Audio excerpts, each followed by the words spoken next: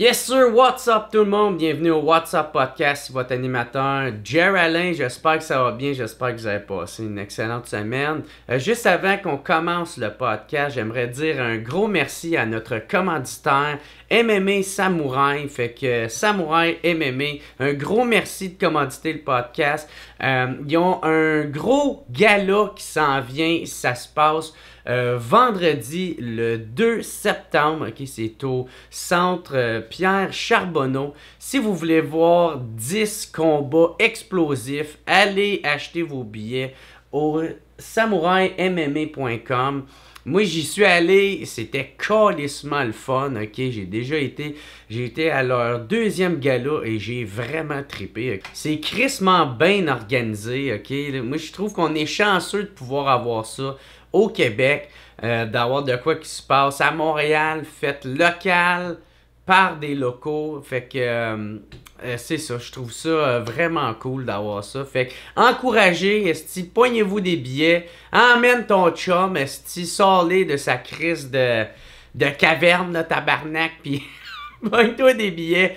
Puis va venir voir le troisième gala de MMA Samouraï ou Samouraï MMA, je sais jamais dans quel ordre de dire, là, mais bref, un gros merci de commanditer le podcast. Notre invité de cette semaine est nul autre que Charles Jourdain. Fait qu'un gros merci à Charles Jourdain d'être venu sur le podcast, man. Encore une fois, crissement cool de l'avoir su. Il était déjà venu. C'était avant la pandémie. Ça faisait quand même une couple d'années. Ça faisait au moins 3 ans. Puis depuis ce temps-là, vous allez voir, il a pris du galop, mais il a surtout aussi pris beaucoup de maturité. Il a beaucoup mûri. Tu vois comment il parle, parce que j'ai beaucoup parlé, mettons, de ses défaites, de ses succès aussi. Puis il en parle vraiment, moi je trouve qu'il est vraiment très humble dans sa façon de l'expliquer, dans sa façon de voir ses défaites, de voir ses succès, tu sais, ses matchs gagnants. Fait que moi, j'ai vraiment beaucoup aimé ça de le recevoir puis de l'écouter, de le checker aller. Moi, c'est ça, j'étais un gros fan de UFC, fait que je suis tout le temps super fier quand je vois un Québécois estimant de bel oeil, tabarnak, qui est en train de se battre à Las Vegas. Puis il est enragé raide. Fait que, puis il donne tout le temps des crises de beaux combats. Fait que j'étais vraiment content de recevoir Charles Jourdain. Il va se battre aussi le 3 septembre à Paris. Fait que si vous avez la chance de le voir, ben il va être là. Je sais pas c'est sur pay-per-view ou un Fight Night, là, mais bref, un gros merci à Charles Jourdain, man, puis je l'encourage encore une fois. J'ai déjà hâte qu'il revienne pour une troisième fois. Fait que gros merci à Charles Jourdain. Juste avant que je vous laisse continuer le podcast, commencer le podcast, hein, encore une fois, si vous aimez le podcast, vous aimez qu'est-ce que je fais, je vous encourage à venir me supporter, hein, devenez membre au patreon.com. C'est pas cher, c'est 3-4 pièces par mois pour vous autres, ça fait pas la différence. Pour vous autres, c'est pas grand-chose, pour moi, ça fait toute la différence. Ça vous permet de voir tous les podcasts d'avance, hein, les podcasts solo que je fais, des fois, s'il y a des podcasts exclusifs, juste pour vous autres. Aussi, quand je vais faire la vente de show, tu sais, je mets tout le temps mes liens de billets pour mes Patreons avant de le mettre disponible pour tout le monde. Fait que c'est ça, moi ça m'aide beaucoup. Puis si vous voulez m'encourager, mais vous pouvez pas de le faire de façon financière, c'est bien correct. Juste que vous l'écoutez sur YouTube, skippez pas les annonces, tu sais, cliquez pas sur passer les annonces, puis comme ça, moi, ça va faire en sorte que je vais avoir un plus gros pourcentage avec mon partenariat pour les publicités sur YouTube. Ça va être crissement apprécié pour vous autres, ça vous prendra pas de grand temps ni d'argent. Fait que, ou sinon, abonnez-vous à ma chaîne YouTube, hein, cliquez sur un petit pouce, un petit thumbs up, c'est tout le temps crissement apprécié. Laissez un commentaire positif si vous avez aimé. Ouais, c'est ça, cliquez sur la cloche pour faire sûr de rien manquer. Puis je vous encourage bien gros à vous abonner aussi à mon infolette. Il y a bien du monde qui m'écrit pour faire comme hey, à chaque fois que tu es en show, je te manque, esti, quand tu te produis, tu viens faire ton show, je sais jamais quand t'es. Ben, abonnez-vous à mon infolette. Tu sais, moi je suis tout le temps à la merci des réseaux sociaux, mais si je me fais bannir, tabarnak, ça va mal pour promouvoir ces affaires, là. Fait que, ben c'est ça, sur mon infolette, vous êtes sûr de rien manquer. Puis j'aimerais ça dire aussi Un gros merci à mon team WhatsApp de cette semaine. Encore une fois, on avait Alex Lavoie, Mathieu Maisonneuve, Jean-Nicolas Néron, Michael Boulanger, Méo pis son gros pieux Vistec, Pierre-Luc Deschaines, Pierre-Luc Lavoie et Steve Baudouin alias Mofo et Vicou. Fait qu'un gros merci à mon team WhatsApp de cette semaine. Un gros merci à Charles Jourdain. Un gros merci à Samouraï MMA. Allez voir le gala, c'est le 2 septembre. Tous les billets sont au samouraimma.com. C'est ça, gros merci, je suis bien content. Puis on se revoit la semaine prochaine, tout le monde. Ciao, yeah!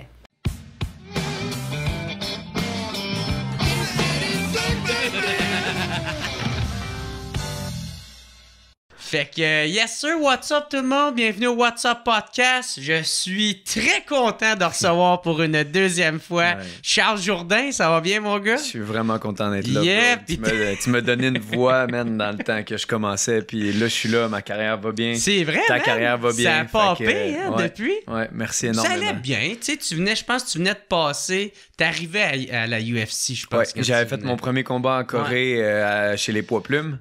J'avais eu une grosse victoire, j'avais eu un bonus de performance, puis tout, moi dans ma tête, poum, je venais d'exploser. Ouais. Puis après ça, j'étais revenu, puis j'étais comme, je trouvais que les médias parlaient pas vraiment de moi. J'étais comme, pourtant, un crime, je suis un Canadien, un Québécois, puis ça me dérangeait dans ce temps-là. Maintenant, j'ai appris à comprendre comment les médias fonctionnent, puis c'est plus vraiment quelque chose d'important pour moi. Il y a beaucoup de gens qui m'invitent dans des émissions, des podcasts ou plein de trucs, puis je refuse avec respect.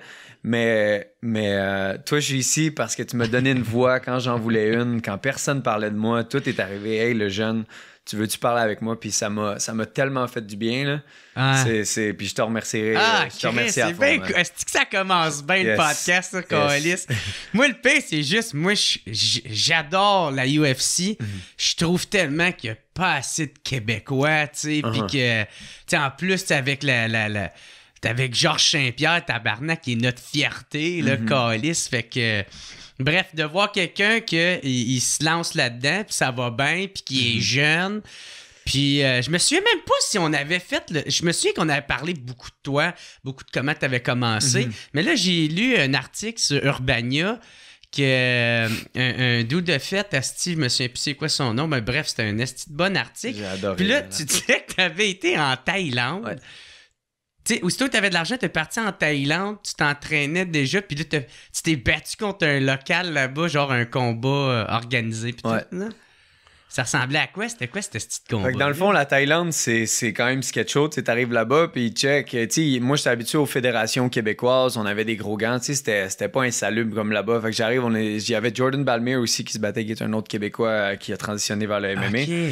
Puis on s'est dit, regarde, on va aller se battre. Je me souviens plus c'était quoi la place. On s'est battu vraiment dans une espèce de garage. Il y avait des chiens, il y avait un vieux ring dans le milieu, dégueulasse, des moustiques, des mouches partout. C'était dégueulasse. C'était complètement insalubre. Et là, c'est la première fois que j'ai donné un coup de genou au visage parce qu'en MMA amateur, t'avais pas le droit. Puis là, c'était la première fois, genre, j'arrive, j'ai pas d'équipement, j'ai seulement des gants, j'ai pas de protège tibia, pas de casque, pas rien. Puis c'est juste let's go kid, amuse-toi. Fait que c'est ça, j'avais à peu près 18 ans. J'ai fait mon premier fight. Puis en sortant de là, ils m'ont donné 40$. Puis là, c'est la première fois de ma vie que je recevais des sous pour faire quelque chose que j'aime. Il n'y a rien comme ça. Tu sais, j'ai des amis que mettons, ils commencent à couper les cheveux. J'ai mon barber Fatouche, quand il commençait, tu sais, il était comme « Ah non, c'est gratuit, je commence. » Je dis « Non, je te paye. » Parce que moi, ce 40$-là a changé ma vie. La première fois que je me fais payer pour faire quelque chose que j'aime, ça allume un feu en dedans de toi. T'es comme « Wow, je suis sur la bonne voie. » Parce qu'on le fait pas pour l'argent, mais d'en recevoir... Pour faire l'affaire qui te passionne, il n'y a rien comme ça. Premier chèque que tu as reçu après un show ou après un podcast ou sur YouTube, peu importe, t'es comme, c'est hot. Ça fait du bien parce que tu as l'impression que tu es sur la bonne voie. T'es dans le game. Fait que quand vous avez des amis qui veulent vous faire des cadeaux, c'est gentil, mais par le fait que je respecte ta business puis je respecte ce que tu fais, je vais tout le temps te payer. Si tu as les moyens. Si tu as les moyens, absolument, c'est sûr. Moi, j'étais dans une passe où tu sais, je faisais pas beaucoup de sous, puis tous les sous que j'avais allaient dans mon sport. Puis ça m'a aidé énormément. Mes parents m'ont aidé. Tu sais, ma mère a arrêté de nous faire à bouffer. Je pense que j'avais 16 ans. Tu sais, elle faisait ses affaires puis tout. Elle a dit, là, les kids, vous payez rien. Vous n'avez pas de loyer à payer. Mais vous payez vos téléphones, vous payez vos chars, vous payez votre bouffe. Vous vous occupez. Puis ça nous a forgé en estime. Moi et mon frère, on savait pas comment cuisiner. Fait que, tu sais, je mangeais des cannes de thon puis tout. Puis c'était cool. Ça nous a build. Puis c'était pas qu'elle nous aimait pas, mais elle nous a dit, les gars, vous avez pas de loyer à payer. C'est déjà une grosse affaire, tu sais, à partir de 18 ans. Ou, mais commencer à devenir des adultes. Ouais, exactement. Tu sais, tu veux rester sous mon toit, il n'y a pas de trouble, kid, mais fais tes affaires. Ouais. Puis, c'est drôle parce que tu parles du 40$. Moi, je me souviens de mon premier chèque de Juste pour rire que j'ai reçu. Tu sais, parce que c'est des chèques comme officiels de Juste pour rire. Ouais. J'étais tellement content de l'avoir. Puis genre, pas longtemps après, Gilbert Rozon sortait. Hey, j'ai fait « Ah, fuck! Je pense pas que je vais pouvoir l'encadrer, ça. Va l'encaisser à la place. Ouais, c'est ça. Ouais, l'argent n'a pas de sexe, l'argent n'a pas de sentiment. Fait que c'est plate à dire, mais... Fuck, man. Puis... mais c'est ça, mais ce combat-là avec... en Thaïlande, c'était quand même un gros fighter. Tu te pognais C'est le deuxième que j'ai fait à Patong, parce qu'après ça, j'ai fait mon premier fight, ils m'ont mis contre un cornet. C'était plate, j'ai pas aimé ça. Moi, je suis quelqu'un qui aime le challenge. Ouais. Je suis pas comme les boxeurs, tu sais, souvent les boxeurs, ils vont Michel, qui vont se battre contre des Mexicains, puis ils vont crier « I'm the king of the world », etc. Ça n'a jamais été moi. Okay. J'aime mieux perdre contre quelqu'un de bon que de gagner contre quelqu'un que je devais gagner contre. Parce que sinon, c'est seulement une performance. C'est un faux sentiment de fierté de penser que juste que tu as battu quelqu'un qui est 0-6 ou peu importe, quelqu'un que tu savais que tu allais battre, puis le battre, c'est comme, il n'y a pas de thrill. Ce qui rend le fighting intéressant, c'est les odds, c'est Chris Charles Jourdain va se battre contre Shane Burgos. Shane Burgos, c'est le numéro 14 au monde. Est-ce que Charles va pouvoir y arriver, etc. Qu'est-ce qui va se passer? Il y a comme une grosse intrigue. Puis si tu veux te rendre au top, essaie de battre faut que tu te combattes contre des monstres, exactement. Sinon, tu vas seulement être une popette des médias qui vont bâtir pour monter. Bref, mon envie de challenge, je suis allé voir le coach, j'ai dit, écoute, c'était au Tiger Muay Thai, c'est le gym le plus commercialisé de la Thaïlande, à Phuket. Puis là, j'ai dit, écoute, je veux me battre contre quelqu'un qui a de l'allure. Donnez-moi un vrai fighter. Puis là, ils ont dit, non, we have name to protect. No, you're gonna fight easy guys. J'ai dit, OK, parfait. J'ai pris mes affaires, j'ai dit, fuck you. Je suis parti dans un autre gym, le Dragon Muay Thai. Puis là-bas, en étant un gym plus petit, tu sais, ils n'ont pas le choix. Là. Eux autres, ils n'ont pas un gros nom à protéger. Ils sont comme, OK, you want a good guy, you're gonna have a good guy. Fait que je vois le gars arriver avec sa robe, ses belts, puis tout. Je suis là... Ah, tabarnak. Puis même mon coach qui était, écoute, le gros, on peut colisser notre camp, je le dirai jamais à personne. Là. On peut colisser notre camp, je suis comme... Tu sais, c'est pas parce que Rick voulait quitter, mais c'est sa façon de vouloir me protéger, entre guillemets. Puis Rick, il a fait ce voyage-là avec moi, puis il m'a poussé en esti, mais cette fois-là, il a dit, écoute, on peut s'en aller, quand on le dira jamais à personne. Puis là, j'étais comme, gars, on est là, fuck it. Puis finalement... La voix qui vient de finir de muer. Ah ouais, exact. Encore tout petit, je vais le faire. Fait que là, en Thaïlande, ce qui est fucking weird, c'est que... pour te réchauffer, c'est pas tu fais des pads, etc. Ils te mettent de l'huile thaï. C'est une espèce d'huile qui rend ton corps super chaud. Puis ils mettent ça, puis ils te massent. Exactement. Ouais. Fait que là, t'es oui, on le voit souvent. Là, je suis couché, man, sur une table comme celle-là, puis il y a plein de thaïs qui sont puis ils parlent en thaï, man, ils sont là en train de me masser, puis je suis comme, hey, dude, c'est ça, c'est un mauvais film de porn qui commence. Non, mais ils sont en train de me masser. Ils vont toujours de plus en plus haut. Ouais, exactement, plus. On est deep. I go deep. Puis là, tu vois, il y a de la musique saxophone qui ouais, commence c'est ça. Fait qu'ils sont en train de masser, man, puis Careless Whisper, bon choix. Ouais. Fait que là, ils massent, puis là, je suis comme, OK, fuck it, je mets l'espèce de robe, ils mettent le truc sur ma tête. Fait que là, tu dois faire ce qu'on appelle le Wairu. C'est une danse que tu fais pour porter respect aux dieux, les dieux thaïs. Fait que tu vois les gars qui font leur danse puis tout, mais moi, tout ce que je sais, c'est remercier les quatre coins. Les quatre coins, tu dois les remercier. C'est comme une bénédiction que tu fais, puis après ça, tu envoies des mauvais sorts vers ton adversaire. Fait que là, moi, je vais dans les quatre coins, puis là, lui, je vois, il fait un beau Wairu. Puis tout. Fait que là, je suis comme, OK, plus ton Wairu il est hot, plus il y a de chances que tu es un fighter expérimenté. Moi, je remercie les quatre coins, puis là, je m'en vais là, puis il fait comme un signe d'arc, comme s'il me tirait dessus, puis tout. Puis moi, je suis là, genre, tabarnak, man. Puis je vais me faire péter à gueule direct là, man. Fait que là, ça commence. Et c'était quel poids, lui? Les deux, on était à peu près 140 livres dans ce temps-là. Fait qu'on était des deux jeunes hommes, mais il était les poids en forme. Ouais, quand même. Fait que là, le combat commence, man. En plus, il est sur YouTube, en quelque part, sur un de mes highlights. Fait que là, ça commence, ça va pas bien, man. Il kick fort. Puis se faire kicker avec des pads, c'est une chose. Mais manger un coup de tibia directement sur l'os, on pense que ça fait pas mal parce que, tu sais, il l'a bloqué parce que c'est pas sa gueule. Mais un coup sur l'avant-bras ou un coup ses jambes, c'est que ça fait mal. Ils commencent à me kicker, puis je suis comme, Puis les Thaïlandais, je sais pas si c'est eux autres qui font ça, mais il y en a, ils renforcent leurs os en cassant des... Kickant le plus possible, parce que dans le fond, on va faire une petite parenthèse, dans le fond, mettons, c'est surtout tes tibias ou tes knuckles, c'est des os qui vont régénérer quand même assez rapidement. Si tu le fais bien, par contre. Tu vas pas essayer de briser tes jointures. Oui, ils vont revenir plus fort, mais ils vont être déplacés. Puis à chaque fois que tu vas frapper, ça va faire mal. Fait que souvent, tu vas mettre tes mains dans le riz puis ou tu vas faire des push-ups sur les mains. Ça, c'est du côté des mains. Pour ce qui est des tibias, l'os, le calcium que dans ton tibia, c'est... Le tibia, c'est un des os qui régénère le plus. Puis quand il régénère plus petit, mais beaucoup plus dense. OK? Puis ton tibia, il est fait comme un stick. OK? Puis le stick, il est comme ça ici. Mais dans ton tibia, il est un petit peu sur le side. Fait que si tu kicks avec cette partie-là, quand on voit, mettons, Conor McGregor, quand il s'est brisé la jambe, c'est dans le... Imaginez un bout de bois. Il y a les deux extrémités. Si tu cognes les extrémités, c'est pas grave. Mais si tu cognes direct dans le milieu où est-ce que c'est plat, il y a de bonnes chances que l'os y pète. Right? Si tu pètes une branche, là, tu vas aller dans le côté qui est le plus long possible. Hey man, c'est épouvantable. Exact. Ça, c'est horrible. C'est horrible. C'est un des pires cauchemars. Fait que si tu sais comment kicker puis si tu fais bien attention, il y a pas de la probabilité est très mince. Donc, par le fait que c'est un os qui régénère énormément, ils vont essayer de le fracturer. Le fracturer parce que quand tu crées des micro-fractures, après ça, avec une bonne consommation de calcium, puis plein d'autres minéraux, puis le fait que tu passes un rouleau dessus, va faire en sorte que ton tibia va devenir plus dense, therefore plus solide. Puis ça, je me souviens, je le faisais beaucoup avec Louis, man, mon frère qui se bat aussi. On était petits, puis on mettait de l'huile taille, puis après ça, on passait, un rouleau à pâte. Puis là, t'entends le à cause de toutes les fractures, toutes les bosses que tu as dessus, que ça fait en sorte que ton tibia devient lisse. Plus il est lisse, moins il y a de chances qu'il fracture. Fait que ça, c'est quelque chose d'intéressant. Fait que c'est ça. Puis là, quand il me kick, je sens que sa jambe est lourde, puis ça fait mal. Puis je suis là, tabarnak. Là, j'y en redonne. Mané, je sais pas que j'arrive à attraper un de ses kicks, je le sweep, je vois que le crowd est comme, oh, parce que, tu sais, j'étais comme le petit blanc, le petit Farang, qui est un touriste, qui a pas d'affaires là. Fait que, tu sais, il y avait plein de tailles, il y avait des touristes aussi, puis le monde était comme, pauvre petit, il va se faire péter à la gueule. Puis comme de fait, ça va pas bien, mais écoute, au premier round, je vois qu'à chaque fois il fait ça, il fait des espèces de feintes, puis sa main est basse. Puis à un moment donné, je fais juste un switch kick, je fais semblant de kicker avec une jambe, puis je viens avec l'autre directement sur le menton, clac, puis le gars il tombe.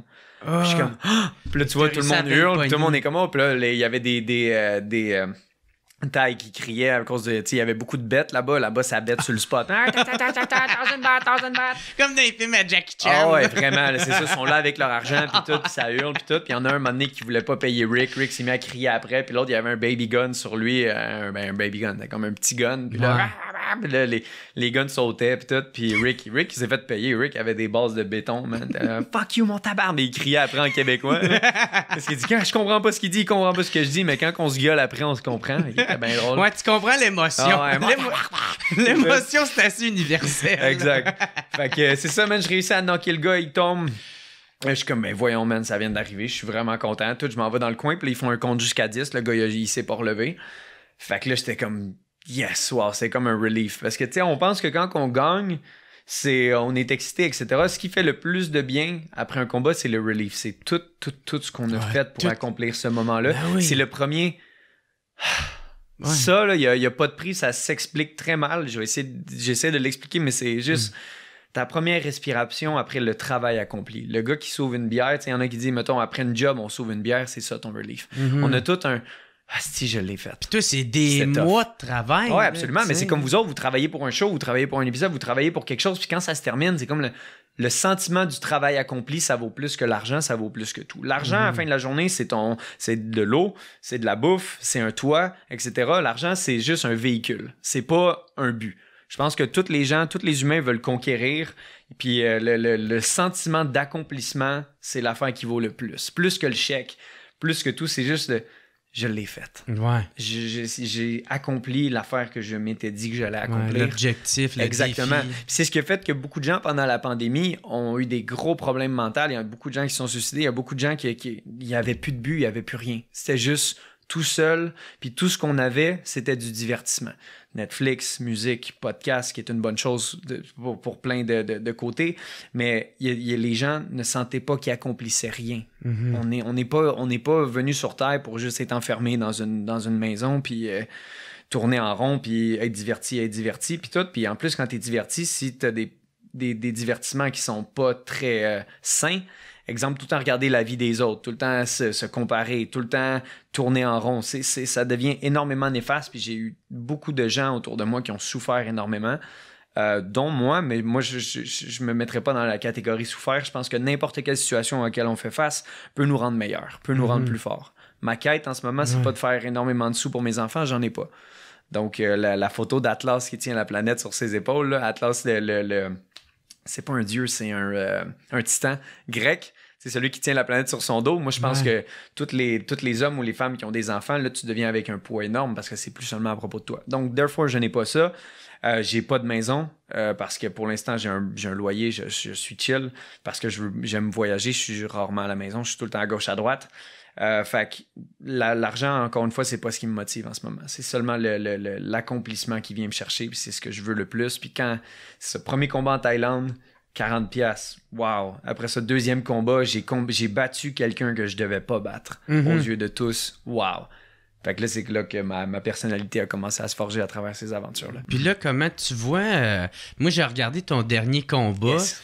J'étais en tabarnak, mon gars. Ouais, beaucoup de gens... Est-ce que ça a pas fucké ma journée? Ben, j'ai dit, Chris, je laisserai pas ça fucker ma journée. Non, mais j'étais en calice, par exemple. Est-ce que... Toi, comment que tu vois cette défaite-là? T'acceptes ta décision? C'est quelque chose qu'on peut pas changer. Dans la vie, on peut pas avoir un attachement émotionnel à quelque chose qu'on peut pas changer. Ça vient du stoïcisme que j'aime beaucoup. Le stoïcisme, c'est l'absence d'émotion avec une présence de conscience. Je suis conscient que je ne peux rien changer à la décision des juges. Par contre, ce que je sais, puis j'ai parlé avec Shane, j'ai parlé avec Dana, j'ai parlé avec Daniel Cormier, j'ai parlé avec tous les gens, les hauts placés de l'UFC, dont Shane, avec qui j'ai combattu, on le sait. T'sais, qui me lâche un the judges, hein? T'sais, genre après, on s'est serré la main, j'ai dit merci beaucoup. C'était un des moments les plus magnifiques de ma carrière, puis je laisserai pas des juges me dire c'est quoi ma valeur, puis si j'ai perdu ou j'ai gagné. Oui, aux yeux de certains, c'est comme il y a beaucoup de gens, je reçois encore des messages, mais il faut juste passer à autre chose. Je suis pas quelqu'un qui aime duel avec le passé. Check, 2-3 jours après, j'étais revenu, je mettais de la glace sur mon pied, puis j'étais déjà au gym. Je veux tellement devenir plus fort que je m'en fous du résultat. Je le sais en dedans de moi que j'ai battu Shane. Je le sais que j'ai gagné le premier round, perdu le deuxième, gagné le troisième. Ben, c'est exactement. Puis c'était aux yeux de plusieurs. Puis moi, juste après, quand on s'est serré la main, il y a eu un gentleman agreement. Puis tu sais, ça revient à ce que je disais un petit peu tantôt par le fait que je n'ai pas de bill. Gagner me donnerait plus de sous. Mais les sous, c'est pas ça qui me motive. En dedans de moi, je sais que j'ai battu Shane, puis je sais que Shane s'accrochait après moi pour survivre. Ouais. Puis Shane, d'habitude, c'est lui qui fait ça aux autres fighters. Il a fait ça à tout plein d'autres fighters. Il rit, puis c'est un monstre, Shane Burgos. Ouais, en strike. C'est ce qu'il faut comprendre en striking, mais il y a un très bon grappling. Ouais, c'était supposé être de quoi d'assez de back and forth, exactement. Ouais. Puis j'ai changé Shane en gars qui veut plus gagner, qui veut se battre. Puis d'habitude, c'est l'inverse. Shane, il avait dit, je vais break Charles Jourdain mentalement. Puis c'est jamais arrivé, personne ne m'a jamais break mentalement. Puis j'ai hâte de faire face à ça parce que je sais que je vais en sortir plus fort, mais jamais je suis arrivé là-dedans en disant Asti, il reste un round, Asti. Non, j'ai toujours dit let's go, fuck, il me reste 5 minutes pour te finir. Puis au troisième round, vous avez vu genre une beast complètement différente. Je crissais des uppercuts. T'étais brûlé, puis t'étais comme j'étais là, let's go, ouais, exactement. Je pense que j'ai lancé genre 100 punch à un round, là, puis j'arrêtais pas de pack. Parce que t'as comptabilisé 121 strikes. Qui a touché, ouais, j'en ai lancé genre 160. Il y en a 121 qui a touché à, je pense, 30, 40. Je me souviens plus des stats, tu les as devant toi. Puis tu sais, juste après, 44, c'est ça. Fait que tu sais, c'est quasiment le triple des strikes envers ma faveur. Mais ce qui a joué tu sais, c'est l'amener au sol au premier round, mais c'était pas un takedown genre lutte. Je travaille énormément sur ma lutte. Quand il a essayé un single leg, je l'ai enlevé. Quand il a essayé un double leg, je l'ai enlevé. Mais lui, ce qu'il a fait, il sait que j'aime beaucoup lancer ma gauche quand je strike, puis il a passé en dessous, puis il est venu s'accrocher après moi. Puis après ça, il est allé sur le mur de la cage, puis il a sauté avec ses pieds. C'est comme genre du tug fighting, un peu ce qu'il a fait. Puis ça, tu peux pas te préparer à ça. C'est comme vraiment spécial ce qu'il a fait. Après ça, il a pogné mon dos. J'ai réussi à me relever, je l'ai sweep, j'ai lancé des bonnes mains, puis tout le reste du round, c'était moi.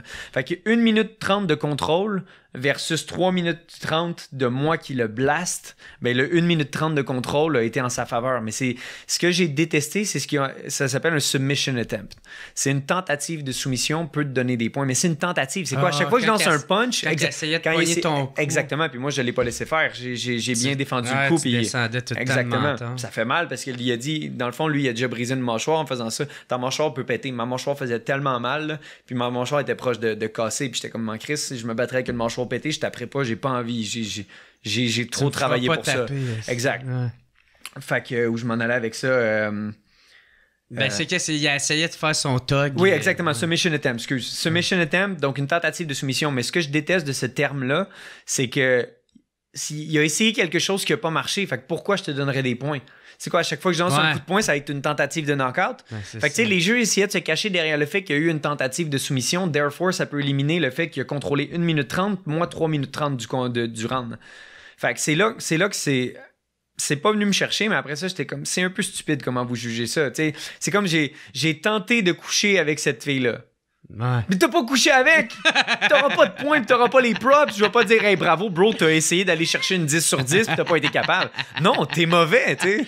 Oh, c'est une joke, mais une tentative, ça marche pas, bro. Fait que c'est là-dessus que les points se sont joués. C'est sur le fait qu'il a tenté quelque chose qui a pas marché, mais je comprends pas l'aspect de tenter quelque chose qui ne fonctionne pas. Ouais. Mais, regarde, c'est correct, je l'ai accepté. Déjà là, je suis au gym, j'attends des nouvelles ça. probablement Puis tu peux pour rien octobre. faire, est-ce Exactement. Les choses qu'on peut pas changer, ouais. on peut pas avoir un attachement émotionnel à ça. Ça m'a pas fucké ma journée parce que je sais que j'ai passé la plus belle journée de ma vie en termes de carrière là-bas. C'était incroyable. Je suis rentré là-bas avec 23 000 personnes qui me bouaient vu que j'étais le Canadien, l'envahisseur. J'étais le conquérant. Exact. Parce que là-bas, mais quand je suis rentré dans le petit cubicule, là, le monde hurlait. Là. Le monde était là, let's go, Charles! Puis tout. Il y avait des flags du Québec. Puis tout. Dans le cubicule, ou quand on rentre, là, juste avant le fight, ma blonde des vidéos était juste là, puis avec tout le monde hurlait, puis tout. T'sais, moi, j'étais connecté avec le crowd parce que ce que j'ai pas fait dans ma carrière, c'est pas assez regarder pas assez vivre le moment. C'est tout le temps, ça passe tellement vite un fight, là, puis genre, t'es tout le temps ailleurs mentalement. T'es dans ta tête, là, je suis sorti. Exactement, mais non, c'est pas que tu te prépares, c'est que tu te protèges. Si t'es trop dans ta bulle, c'est que tu veux pas. Tout devient trop gros à tes yeux. Ça devient un poids beaucoup trop lourd, mais quand tu le vis, t'es tellement heureux, puis il n'y a rien comme ces moments-là, parce que je sais que, mec, j'ai 50, 60, je vais me dire, hostie que c'était hot. Ouais. Là, c'est vraiment dans les 2 derniers combats que j'ai vraiment compris ça. C'est depuis que j'ai perdu contre Julian Erosa, il m'a pogné avec un Darce Choke, puis il y a quelque chose de perdre par décision. Il y a quelque chose de se faire finir. Quand je me suis fait finir par Julian Erosa, c'était la première fois en ma carrière que je me faisais finir. Il m'a pogné en Darce Choke, j'ai pas eu le choix de taper, j'ai senti mon cœur battre. Puis j'ai vu les lumières commencer à se fermer, puis j'ai dit OK, j'ai abandonné. Puis ce qui est arrivé quand t'abandonnes, c'est un arbitre est venu sauver ma vie. Je sais que ça a l'air fou, mais moi c'est comme ça que je le vois. Il a fallu qu'un homme vienne me sauver la vie. Parce que je n'étais pas assez prêt. Ça me fait chier ça. En tant que guerrier, là, c'est un mon Dieu que ça fait mal. C'est pas un orgueil mal placé, c'est un orgueil bien placé dans le sens où je ne veux pas que ça réarrive, therefore je vais mettre les efforts pour que ça ne réarrive plus. Fait que j'ai mis énormément d'efforts dans tout ce qui est autour de mon sport, mais c'est ça que je dis, il y a quelque chose de par perdre parce que des juges ont dit moi j'estime que Charles Jourdain a perdu. Je m'en crisse de ces gens-là. Je m'en crisse des juges. J'en ai rien à foutre, man. C'est pas quelqu'un qui a jamais fait mon sport qui va me dire si j'ai gagné ou pas. Je m'en fous. Moi, j'aime dire j'ai pas perdu, j'ai juste manqué de temps parce qu'il m'en restait pas long là. Puis à chaque fois que j'ai perdu, c'était tout le temps le même scénario. Tu sais, je vois les gars sortir avec des black eyes, puis tout. C'était Andrew Philly, il avait l'œil fermé, il avait un casque sur son bras, puis j'avais pété son avant-bras, puis il était même good fight. Puis là, je suis là, moi j'ai perdu, puis j'ai rien, man. Je suis indemne, j'ai rien, puis les juges ont dit non, on dit que c'est lui, j'avais perdu par split decision. Mais c'est la vie, c'est des choses qu'on peut pas contrôler, puis parce que j'ai de la bave. Parle beaucoup. C'est correct. C'est les gommises. Mais ouais, c'est ça. C'est une belle vie. Je suis très content. Je suis quelqu'un qui veut en accomplir encore plus. Puis peu importe une défaite ou victoire, ça me définit pas en tant qu'humain ni en tant qu'athlète. Je suis quelqu'un qui se met des goûts coriandres. Mais check, Shane Burgos c'est 32. C'est moi dans 6 ans. T'imagines l'athlète que je vais être quand je vais arriver dans mon pic physique? Parce que ton pic physique est entre 32 et 34. Là, c'est là que tous les champions en ce moment de l'UFC sont tout au-dessus de 30. Jiri, je pense qu'il y a 29 ou ils viennent d'avoir 30. Mais ça en dit beaucoup. C'est rare parce que moi, j'ai pas encore la morphologie, j'ai pas encore la force d'un homme. Tu sais, quand tu serres la main d'un gars de 30 puis d'un gars de 20, c'est pas la même affaire. Là, je commence à pogner un bon pic physique, mais mon pic serait dans 6 ans, techniquement. 6 ans, c'est long en tabarnak.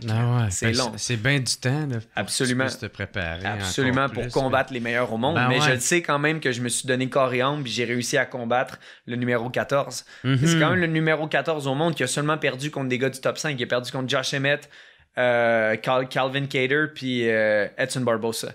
C'est ça, ses défaites. C'est des monstres, ces gars-là. Fait que de savoir que j'ai réussi, à mes yeux puis aux yeux de plusieurs, battre le numéro 14 à 26 ans, ça fait juste augmenter ma valeur drastiquement. Mon stock a monté. C'est ça que Dana il a dit. Il dit, tu t'en vas nulle part, kid. Il dit, t'es fait pour être ici. Puis il dit, tu t'approches du top. Puis ça m'a fait plaisir d'entendre ça du boss des boss. Hein. C'est ça, Dana White, c'est ça qu'il t'a dit. OK. T'essaies pas une gorgée. Parce que c'est ça, tu disais que t'avais parlé avec Dana White. Puis ça il est venu me voir directement après le combat. Ah ouais, c'est lui qui est venu te voir. Ouais, et j'ai reçu, j'étais avec le UFC staff, puis là, ils ont dit Dana veut venir te parler. Il est venu avec son chum, c'est un autre de ses gars de Vegas. Puis ils sont arrivés, ils ont jasé, ils ont dit man, t'es un monstre. Là. Il dit y a personne qui a jamais fait ça à Shane Burgos. Parce que Shane, mettons, avec Edson Barbosa, il essayait pas de grapple, là, il essayait genre mano à mano jusqu'à temps qu'il y en ait un qui tombe. Mais avec moi, c'était juste... puis tu vois la photo où je suis de même, les mains ouvertes, puis il est accroché après moi, mais il a jamais fait ça de sa carrière. Il était juste complètement brûlé. Puis il est venu me voir après, puis il a dit « Man, t'es tellement un monstre. » Puis ça, on a eu un bel échange après, moi et Shane. Parce que quelques heures après, on s'est parlé, après le combat. Puis je voyais tout le monde aller sur ses réseaux sociaux, dire « Ah, you fucking lost » sur Twitter ou sur toutes les plateformes. Puis après ça, quand j'y ai parlé... j'y ai dit block the noise. J'ai dit, il y a beaucoup de gens qui vont te dire qu'est-ce qui est arrivé, etc. J'ai dit, c'est des juges qui ont décidé que tu as gagné. Tu as plus d'argent pour tes enfants. Tu as plus d'argent pour ton hypothèque parce que c'est un homme qui a des enfants, c'est un homme qui a une maison. Tu sais, fait que jamais je me sentirais bien d'enlever de la bouffe sur la table de quelqu'un. Tu sais, je pourrais aller en appeal. Ça me coûterait fucking gros d'argent pour essayer de genre changer la décision des juges. Ça serait complètement con. J'en ai pas besoin. Moi, j'ai eu le sentiment d'accomplissement. Je me suis battu contre un des meilleurs. Puis ça s'est rendu à la décision. Ça n'a pas tombé en ma faveur. Les juges de New York contre un gars de New York, ils ont penché plus de son côté. J'ai perdu une décision majoritaire. Il y avait une personne qui avait donné un draw, 2 juges qui ont donné 2 rounds à lui, puis un round à moi. On l'accepte. On continue, puis c'est ça. Pour terminer ce que je dis à propos de l'échange avec Shane, j'ai dit block the noise. Block the noise, c'est un des conseils que j'ai vu dans un film que Fabio, mon coach, m'avait fait écouter. Puis il dit block the noise, c'est de ne pas laisser les gens qui n'ont pas marché dans tes souliers définir ce que tu es ou ce que tu as accompli. Puis ça prend énormément de temps. Tu sais, j'entends souvent des gens « Ah, moi, je me crisse de ce que le monde pense. » Puis là, quelqu'un dit de quoi sur lui « Hey, tabarnak! » Ça vient de pogner tout de suite, mais c'est normal parce qu'il parle de nous. Puis t'es comme « Cette personne-là parle de moi. » Fait que c'est sûr que ça vient nous chercher. Fait que quelqu'un qui est capable de dire « Je m'en fous », d'après moi, c'est quelqu'un qui a vécu à travers la critique. C'est quelqu'un comme toi, quelqu'un comme Mike. Il y a beaucoup de gens qui peuvent dire « Ça ne m'affecte plus. » Mais quelque chose qui que tu n'as jamais fait face au niveau de nous en tant que personnalité publique. Une personne comme monsieur, madame, tout le monde, malheureusement, ne peut pas dire « je m'en fous » parce que ça n'a jamais été à l'échelle de laquelle toi et moi, on a fait face. Tu comprends? Mais plus tu en fais face, plus tu deviens fort, puis c'est une bonne chose. C'est correct de dire « je m'en fous de ce que le monde pense », mais c'est très difficile de se rendre à ce moment-là. Puis je suis encore loin, mais je sens que je deviens un homme de plus en plus accompli, puis le bruit me fait de moins en moins mal. Donc, ce que j'ai dit à Shane, j'ai dit, écoute, Shane, c'était un des moments les plus incroyables de ma vie. La première fois que j'ai été voir un événement, c'était à UFC Ottawa. Puis Shane se battait contre Cobb Swanson. C'est le premier combat poids-plume que j'ai vu. Puis quand j'ai vu Shane combattre, j'étais comme, man, c'est un monstre, ce gars-là. Puis là, j'ai partagé l'octogone avec lui 3 ans plus tard. C'est quand même génial quand tu y penses. J'ai regardé ce gars-là de là. Puis là, je suis rendu égal avec lui. Tu sais, on est rendu sur le même pedestal. Fait que j'ai dit c'était juste un honneur de pouvoir combattre avec toi. Ça va être un des plus beaux moments de ma vie. Et block the noise parce que les gens, ils savent pas nécessairement c'est quoi être un fighter. Non, ils savent pas c'est quoi à quel point c'est difficile mentalement, physiquement. On n'est pas des victimes. Je suis pas en train de dire qu'on est des victimes. Je suis juste en train de dire c'est très difficile. Il y a tout l'envers de la médaille. Exactement. Aussi, il y a la préparation. Il y a le fait que si tu perds, il y a des conséquences financières pour certaines personnes. Moi, je suis à l'abri de ça, encore une fois, parce que j'ai pas besoin d'argent en ce moment. C'est important l'argent, mais c'est un véhicule, comme je disais tantôt. Fait qu'il m'a dit, j'avais entendu dire que t'étais un monstre dans la cage et un gentleman, mais ça a complètement surpassé tout ce que le monde avait dit. Parce que le monde du MMA, les fighters, c'est quand même un petit monde. Puis, tu sais, juste... je vais finir ma parenthèse, après ça, je vais parler d'autres choses. C'est que qu'ils prennent le temps de dire, j'ai tellement entendu parler de toi, on disait que t'étais un monstre, mais t'étais un gentleman, puis ça a surpassé tout ce que je m'attendais. Il dit, t'es un des plus chics types avec qui j'ai combattu, puis il dit, merci de m'avoir dit ça. Et il dit, ça me fait énormément de bien. Puis là, j'étais comme, ça me fait plaisir, Shane, parce que j'essaie d'être le plus authentique avec lui, de chialer, de dire, t'es perdu. Ça donnerait quoi? Absolument rien. Cet homme-là m'a fait grandir énormément, puis si je peux l'aider à devenir plus grand aussi, on gagne les deux. C'est pas parce qu'on se bat contre que je te souhaite du mal, puis j'espère qu'il t'arrive de quoi dans ta carrière, etc. J'en ai pas de grudge. On s'est serré la main, puis let's go. T'as des choses à accomplir, j'ai des choses à accomplir, mais grâce à toi, puis grâce à moi, on devient des hommes encore plus forts. Puis c'est ce que j'aime de mon sport. C'est rare que j'ai vu Tu peux pas être un fake fighter parce que tu vas te faire exposer, puis la plupart du temps, tu te rends pas à l'UFC. Tu peux pas être un faux nez, tu peux pas être un enfoiré. Il y a une règle à l'exception, bien sûr. Il y a des enfoirés comédiens, il y a des enfoirés fighters, il y a des enfoirés partout. Des enfoirés, c'est universel, ça n'a pas de couleur, puis ça n'a pas de race. C'est des enfoirés, c'est des enfoirés. Mais c'est beaucoup moins propice. La probabilité qu'il y en ait est beaucoup moins là dans un sport où tu n'as pas le choix d'être vrai, sinon tu es exposé, puis tu es explosé à coups de poing sur la gueule. Fait que c'est très difficile d'être un faux nez dans ce monde-là. Il y avait une parenthèse, tu as dit que tu voulais peut-être Oui, quand j'ai vu Yair Rodriguez qui faisait le main event, le Mexicain qui se battait contre Brian Ortega, puis quand il est rentré, j'ai tellement aimé ce moment-là, puis tous les gens autour l'ont ressenti. Il m'a saisi. Moi, dans ma tête, là, je suis juste le petit gars du Québec qui essaye de faire sa place. Mais quand il m'a vu, il a fait « Hi, Charles », puis là, il y a comme eu un bzz, tu sais, genre, les deux fucking fighter featherweight, bzz, il y a comme eu un choc. C'était super cool. Moi, j'ai adoré ce moment-là, mais le fait je pense qu'il est numéro 5 au monde, m'acknowledge en tant que potential, un adversaire potentiel. Exactement. Fait que quand j'ai ressenti ça, j'étais là... Fait que là, puis là, hello Charles, là, je suis comme, asti, c'est chiqué, puis il dit, j'ai vraiment hâte de regarder ton combat, puis ça, puis je l'ai croisé après mon fight, puis on a eu un échange, c'était tellement cool, là, de voir que le numéro 5 au monde sait que je m'en viens. Puis il dit, I'm watching you, tu sais, on me l'a dit, je sais que tu t'en viens, puis ça m'a tellement fait du bien de savoir que un des tops me regarde puis qui disent le petit Chris il s'en vient le petit gars du Québec là, qui part de Belleuil là, il s'en vient pour se battre avec les meilleurs au monde. Ça a fait un bien extrême ce moment-là. C'est cool. Puis est-ce que tu étais stressé de ce combat-là parce qu'on l'a senti un peu au début du combat, t'es un peu nerveux. Puis après ça, quand t'as commencé, peut-être même pas une minute après, là, t'as fait OK. OK, ça moi, j'ai un problème, c'est des coups de poing. La seule, ça marche, dude, demain.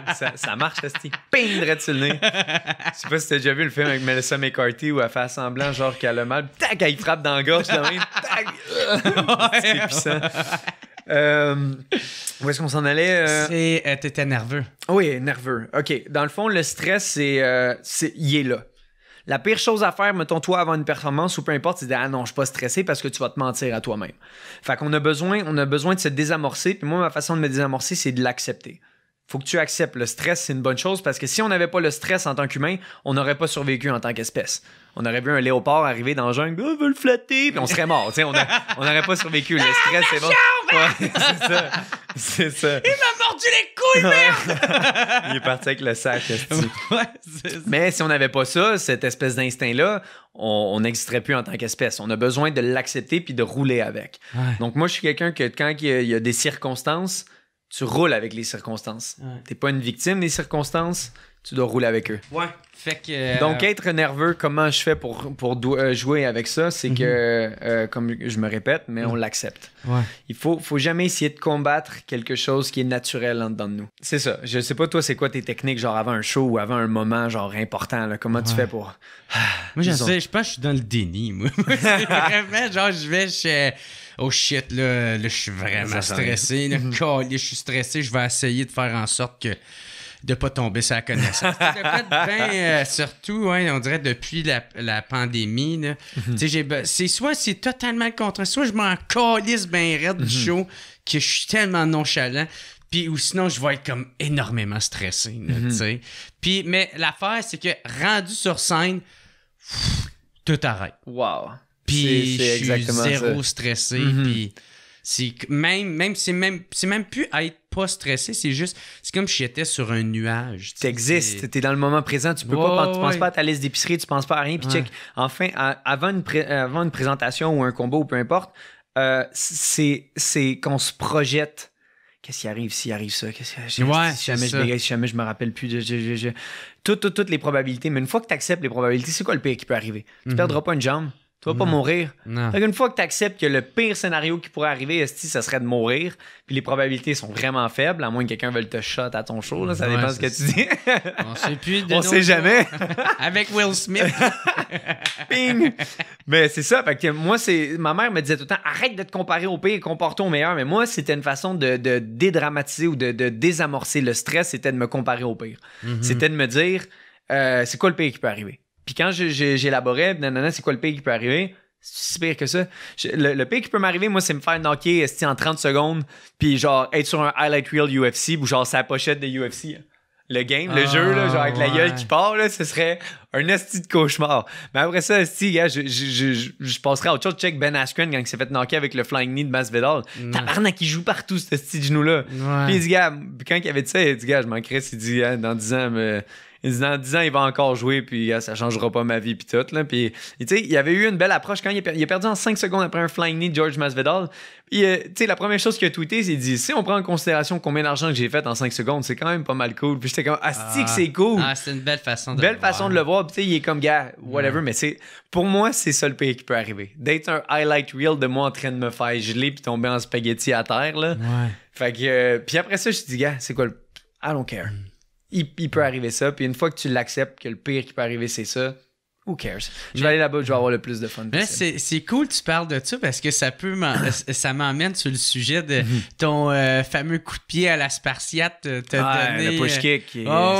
C'est viral, même à ce jour, je reçois des views, des likes, tout le monde le partage. Ah oui, c'est des moments les plus viral, ben raide. Ouais. Au-dessus, avec le UFC stable, là. Le UFC staff. Oui, man, t'étais en tranche, je sais pas trop où. Ah ouais, Come on! Ouais, c'est parce qu'il me faisait chier dans le sens où il y a beaucoup de gens qui veulent être à l'UFC. Puis le fight avec Andre Wells, c'était un fight où que je suis quelqu'un qui aime Counter-Strike. J'aime quand quelqu'un engage, c'est là que j'ai mes meilleurs échanges. Je suis pas quelqu'un qui aime initier les strikes. Je vais Counter-Strike. Counter-Strike, c'est quand quelqu'un attaque, j'attaque en même temps.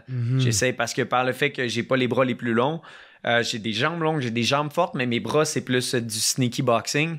Fait que j'attendais qu'il attaque pour pouvoir lancer quelque chose. Puis à chaque fois, Steve m'attaquait pas. Puis là, ça me faisait chier parce que j'étais comme, sais-tu combien de monde Steve veut être à l'UFC en ce moment? Puis que toi, t'es là, puis tu veux pas fight. Puis ça me faisait chier, puis j'étais comme Chris. Puis tu sais, je le connais, André, il est super gentil. C'est un bon homme. Qui a des enfants, etc. Puis tu sais, moi, je serais comme Chris, man, si j'avais des enfants à nourrir, là, je serais un asti de monstre dans cet octogone-là. Là. J'aurais une raison de plus, là, à genre, t'enlèveras pas de la bouffe sur la table de mes kids, il y en a pas question, puis j'essaierais de te trucider. Puis lui, il essayait pas.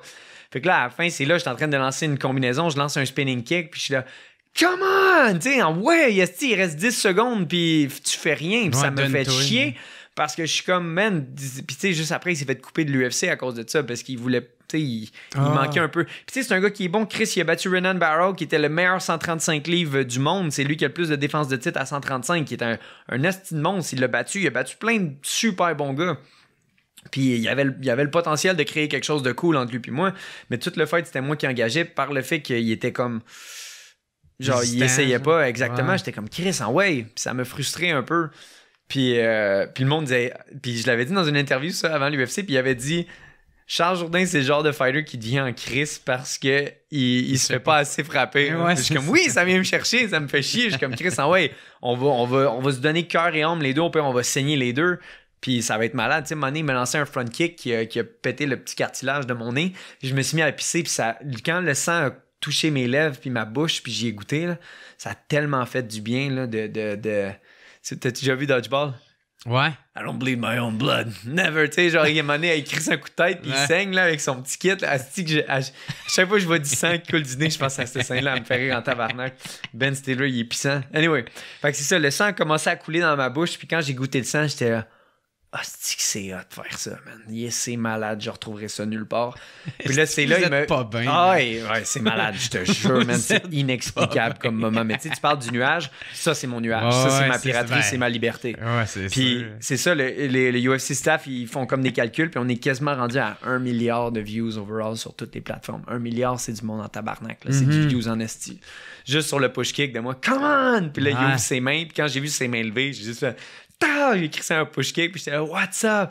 Puis là, j'avais parlé avec un de mes mentors, Pat, qui m'a aidé mentalement puis financièrement quand je montais à TKO. Moi et mon frère, il nous a aidés de façon incroyable.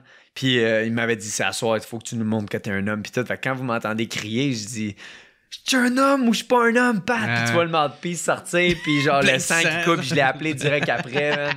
Puis c'était cool de pouvoir partager ce moment-là avec quelqu'un qui a vu le potentiel en moi avant tout le monde. Tu sais, lui puis Rick, ils m'ont vu puis ils ont dit « Hostie, man, il y a quelque chose, ce petit Chris-là. » Puis tout le monde au Québec était comme « Ah, c'est un petit fendant, c'est un petit... » Puis moi, j'étais quelqu'un qui répondait. Je suis pas quelqu'un qui engage des conflits. J'aime pas les conflits, j'adore les conflits, mais je vais jamais engager un conflit qui est pas nécessaire.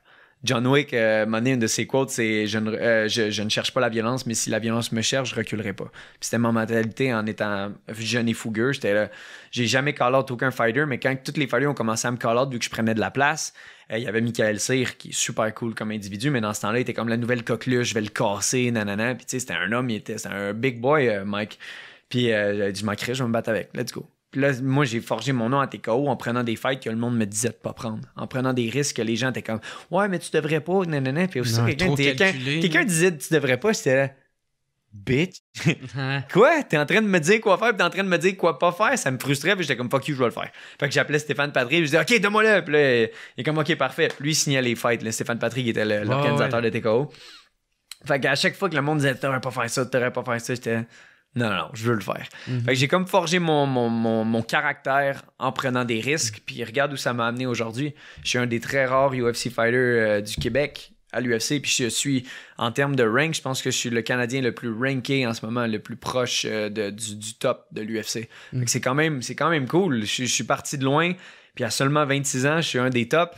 Je suis très content de ça. Puis... Mais c'est jamais fini. Ouais. Tout continue, puis j'ai encore plein de choses à accomplir. Puis quand tu fais des moves de même, genre à coller un coup de pied, tu sais, parce que t'aimes bien ça faire le show, tu sais. Est-ce que c'est de quoi tu fais? Est-ce que ça vient tout seul? Inné. C'est comme, mettons, toi, t'as un heckler à ton show. Ouais. Là, il dit quelque chose, puis là, tu fais un rebuttal, genre, tu le dis, hey, toi, tu dis quelque chose de super brillant, super rapidement, c'est, boum, switch. Okay. Parce que t'es concentré. Ouais, je m'allais dire en transe, mais probablement que c'est offensif de dire ça, là. C'est offensant. Fait que, ouais, concentré, allons-y avec ça. Pas se faire cancel, ouais, c'est ça. Mais, ouais, c'est juste une switch. Genre, ça sort tout de suite. Andrew Schultz, que t'as son corps juste là, mais il est puissant avec les hecklers. Ouais. Man, ce gars-là, il est brillant parce que tu sois lui puis Joey Diaz. C'est un génie. Man, c'est fou comment ces gars-là réfléchissent vite. Puis c'est impressionnant. Puis le monde, sont comme Chris, comment t'as fait? Puis il dit, ça vient juste me chercher comme ça. C'est juste la personne que je suis que j'ai laissé s'exprimer. Puis avec son expérience. Exactement. Ouais. Avec l'expérience. Puis avec pas. Il a pas pensé avant. Il y a un livre qui est quand même assez quétaine parce que c'est très répétitif, mais ça s'appelle La règle des 5 secondes. Avant de faire un choix, tu as 5 secondes pour le faire. Mettons, si je m'entraîne dessus aujourd'hui, je vais-tu faire des push-ups, je fais-tu quelque chose? Tu as 5 secondes avant que ton préfrontal cortex, qui est une partie de ton cerveau, ça fait longtemps que je l'ai lu, mais si je me souviens bien, c'est qu'avant que ça commence à s'activer, puis ça va donner toutes les raisons pourquoi tu devrais pas le faire. Ah non, je vais en faire demain, je vais être raqué, j'ai mal, j'ai mal à l'épaule. Exactement, les excuses commencent à 5 secondes. Avant d'aller parler avec une fille au bar, tu as 5 secondes pour faire « fuck it, j'y vais ». Genre, t'as 5, 4, 3, 2, 1, puis il faut que tu partes tout le temps dans haut 5, 4, 3, 2, 1, parce qu'après 1, il faut que ça décolle. Tu sais, la fusée, elle décolle. De faire ça, impulsivement. Exactement. Vas-y, puis c'est quoi le pire qui peut arriver? Ouais. Who cares? La fille te retourne, ou peu importe ce qui arrive, j'ai essayé d'aller dans ce gym-là, j'ai essayé de faire ma place, ça n'a pas marché, ou tu sais, la vie continue. Mais tu vas avoir beaucoup plus d'histoire et d'expérience si tu essayes énormément de choses. Tu sais, en Thaïlande, là, il y avait des chiens. Non, c'est pas vrai. Faut essayer des choses. Non, c'est pas vrai. Mais en termes d'expérience... Aucun jugement! Non, faut pas. Si, man, m'a te canceller, mon esti. Mais c'est ça. Je pense que toute personne qui est intéressante à écouter, c'est une personne qui a vécu des choses. Le fait que je suis avec toi aujourd'hui, puis je suis pas dans des podcasts que, tu sais, sont partout sur TikTok, etc. Tu sais, je reçois des invitations. Viens, puis tu sais, c'est juste des clickbait. On va dire quelque chose qui va trigger le plus de gens possible, quelque chose de complètement con pour que tout le monde, genre, ah, ils sont drôles, ils ont dit ça, nanana, mais il y a un manque de contenu intéressant par l'inexpérience de ces gens. La plupart des gens, c'est des gars de 22, 23 ans ou des jeunes filles de 20, 22 ans qui parlent de sexe, qui parlent de tout. Puis tu sais, je sais pas si tu te rappelles dans De Père en flic, à un moment donné, ils sont... tu l'as vu ce film-là, De Père en flic, avec Louis-José Hood? Le premier ou le deuxième? Le premier. Okay, ils sont tout autour, puis ils se mettent à parler de sexe, puis là, il y a un des pères qui arrive et qui dit « Hey les gars, vous êtes bien naïfs si vous pensez que vous avez inventé le cul. Puis c'est comme Chris, c'est vrai, ils sont tous là à avoir des podcasts de cul, puis ils ont tous 22, 23 ans, alors que, man, Chris, nos grands-parents ont fait des orgies, c'est plein, puis tu sais, des années 70. Exact, des affaires fucked up là, que nous autres, on sait pas. Fait que tu sais, je suis quelqu'un qui respecte énormément l'expérience. Souvent, on dit, les vieux, man, ils ont vécu probablement quasiment 40, 50 ans de plus que toi. T'aurais-tu au moins l'aisance d'accepter que ces gens-là, ils ont énormément de connaissances? Oui, OK, il n'y avait pas Internet, il n'y avait pas de choses qu'on a aujourd'hui. Puis on a accès à beaucoup plus d'informations. Mais l'expérience de vie... Choses, exactement. Ouais. La journée que je voudrais me partir une plateforme, mon idée, j'en parlais avec un neurochirurgien, brain surgeon qui est incroyable, Zender, qui s'appelle, il a fait de la chirurgie sur le petit Victor, le fils de Fabio. 36 heures de chirurgie non-stop. C'est assez incroyable. Puis là, on échangeait là-dessus. Puis on parlait de podcast. Puis là, il voulait en faire un, le Doc et le Fighter. Puis là, j'ai dit, Chris, man, t'es ben trop intelligent pour moi, man. Le monde va se lancer de ça. Puis là, on parlait, puis tout. Puis tu sais, on parlait... on a deux choses qu'on trouverait intéressantes. Des jeunes enfants qui ont survécu grâce à justement des chirurgies ou qui ont battu le cancer. Ou tu sais, des jeunes, tu sais, c'est quoi ta vision de la vie? Ou des personnes qui s'approchent de la mort. Est-ce que tu as peur de la mort? Puis tu sais, t'as les deux spectres. T'as la jeunesse, puis t'as les personnes qui s'approchent de la mort. Pour moi, c'est quelque chose qui me fascine. J'aime entendre des personnes âgées qui... C'est quoi ta vision de la mort? Puis c'est quoi la vision de tout ce que tu as fait? Parce que ces gens-là, ils ont tellement d'expérience. Puis après ça, tu as les jeunes il leur reste tout ça à vivre après avoir vécu quelque chose de très difficile. Fait que moi, c'est des conversations, c'est des gens qui me fascinent de voir qu'est-ce que tu vois à la vie. Là. Fait que t'aimerais peut-être te partir un podcast? Pas nécessairement, pas tout de suite. J'ai beaucoup de choses à faire. L'entraînement prend une partie drastique de ma vie. Puis j'adore ça. Je vends mon âme à l'art du combat. Puis c'est ma piraterie, c'est ma liberté. Fait que ça, je suis très content. Mais je suis juste en train de différencier le manque d'expérience de vie qui veulent dire à tout le monde comment penser, etc. Alors que tu as des gens plus âgés. Tu sais, moi, je pense qu'à partir de 30 ans, c'est là que tu commences à avoir un bon bagage. Moi, quelqu'un de 22 ans qui dit qu'est-ce que c'est le cul, je suis comme...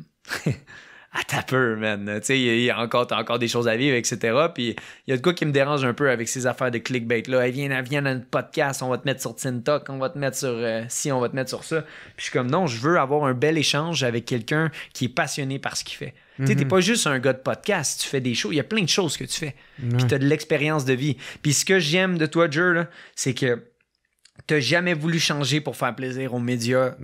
T'as tout le temps resté toi.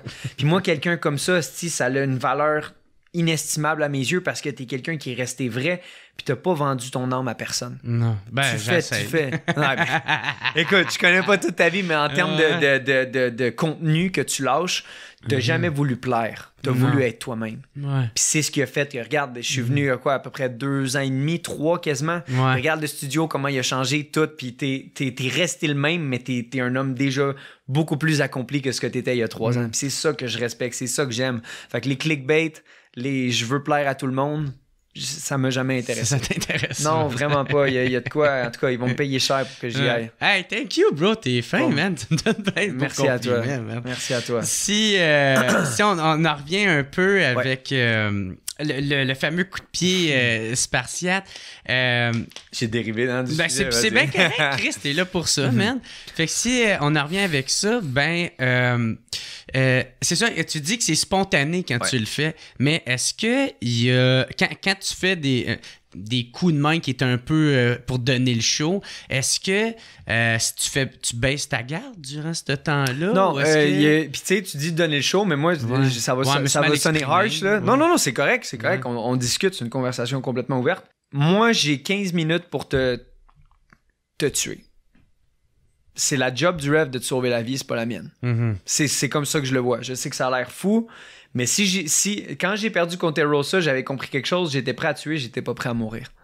Parce que quand il m'a fini, aïe, man, il y a un ref qui a dû me sauver la vie. Là. C'est vraiment pas cool. Ça aurait été une altercation dans un colisée il y a des années. Si je serais mort, il n'existerait plus, Charles. J'aurais pas mes statues romaines. Non, c'est vrai. Mais puis t'as dit ça allait allumer de quoi dans un feu de genre, si t'es pas prêt à mourir, tu seras pas prêt à tuer. Puis là, maintenant, prêt à mourir, ce que je veux dire par là, c'est d'accepter le pire. J'accepte ça, puis une fois que tu l'acceptes, tu peux performer à ton aise puis triper. Fait que c'est pour ça que quand j'étais avec Ewell, j'avais la face en sang, je goûtais le sang dans ma bouche.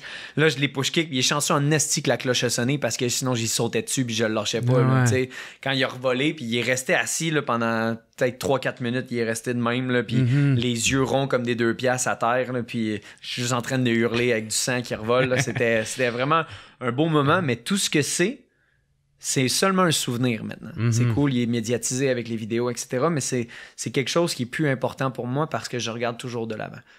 Et puis, je ne serai jamais le combattant. Moi, dans mon temps, non, je vais passer à autre chose. Des has-been, là, il y en a assez sur la terre. Puis, je pense qu'un humain ne doit pas être jugé par ses accomplissements, mais par la personne qu'il est. Ouais. Puis, je veux être un homme qui est constamment en quête de devenir meilleur, le plus possible. J'ai hâte d'avoir des enfants. Je ne suis pas pressé d'en avoir. Mais de savoir que j'ai mis au monde une petite fille ou un petit garçon, puis c'est ma job de la préparer à tout ce que la vie va lui lancer sur son chemin.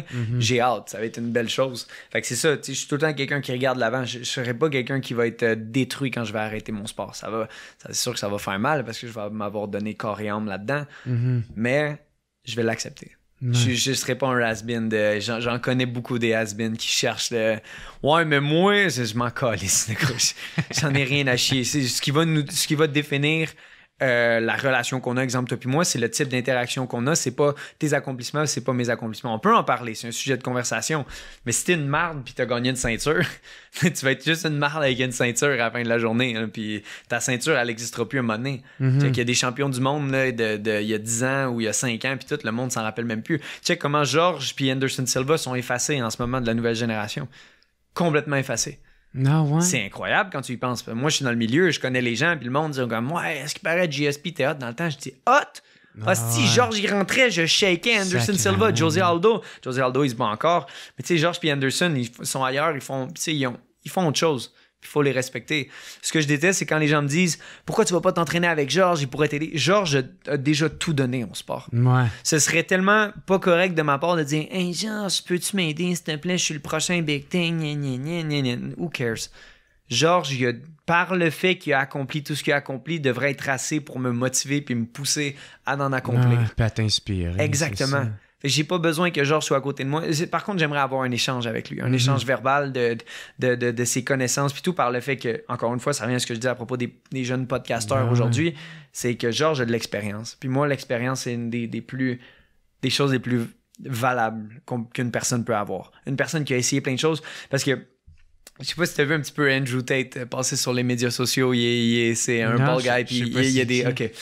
Mais lui, il y a une chose qui est intéressante. Lui, il va dans des Bugatti dinner. Tu peux juste y aller, c'est une Bugatti. Fait que déjà là, t'es dans les critères d'échelon social, t'es comme au top de quelque chose. T'es très aisé. Là. Exactement. T'es bien. Tu capoteras pas parce que tu dois te payer un shit-out. Là. Fait que là, il dit, j'ai remarqué une chose, même au top des échelons sociaux, la chose qui est le plus important, la chose qu'on remarque le plus dans ces soupers-là, c'est les gens qui ont le plus d'histoire. Puis là, il racontait à un de ses amis qui vend des Bugatti, un moment donné, il y a un des sheiks qui a enfermé le gars dans sa cage à tigre pour y faire peur. Puis tu sais, puis là, le gars, il racontait ça, puis il riait, mais tu sais, moi, tu m'enfermes dans une cage à tigre, tabarnak, je la trouverais pas drôle. Mais tu sais, il dit, il a vécu de quoi que tu sais, c'est peu commun. Fait que c'est ça, avoir des expériences, c'est ça, essayer des choses. Mais aujourd'hui, on a toute peur d'essayer. Moi, quand j'entends des gens dire, oui, mon jeune de 16 ans, il est anxieux, il est stressé, il fait rien. Il passe sa journée sur son téléphone à regarder qu'est-ce qu'il voudrait faire.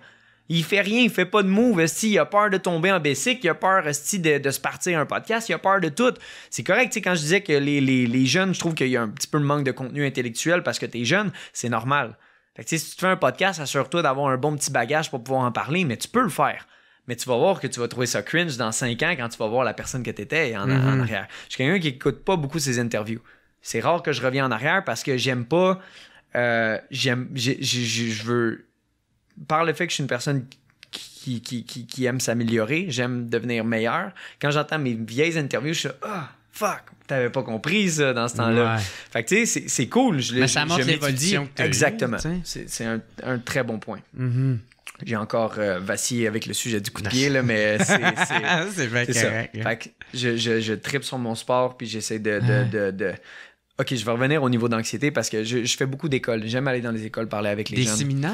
Ou juste jaser avec eux. Des écoles, quand je vais dans des écoles d'arts martiaux, je teach des séminaires. Puis je vais probablement partir en France pour le 4 septembre, la carte du 4 septembre. Je vais faire une tournée séminaire en France qui est quand même assez géniale pour moi. Ça va faire bouger mon nom parce que... C'est cool, ça. On pense que mon following francophone vient du Québec. Malheureusement, non. Par le fait que je suis peu médiatisé, mon following francophone vient principalement de la France et de l'Ouest canadien. Parce qu'il y a quand même beaucoup de gens dans l'Ouest canadien qui parlent français. C'est quand même une langue que certaines personnes ont dû apprendre.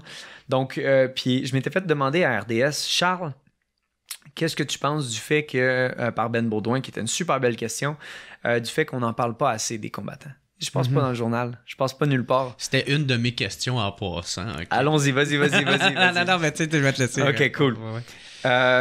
Est-ce que ça te dérange? Puis j'ai dit, tu sais, qu'est-ce qui pourrait arriver si je deviens une vedette comme Occupation Double ou toutes ces histoires-là? Là? Ben, je sais quoi, je vais avoir une sponsor de Benny, je vais avoir des cartes à crèche qui vont venir m'aider à ma maison pour mes armoires de cuisine. Des cartes à crèche.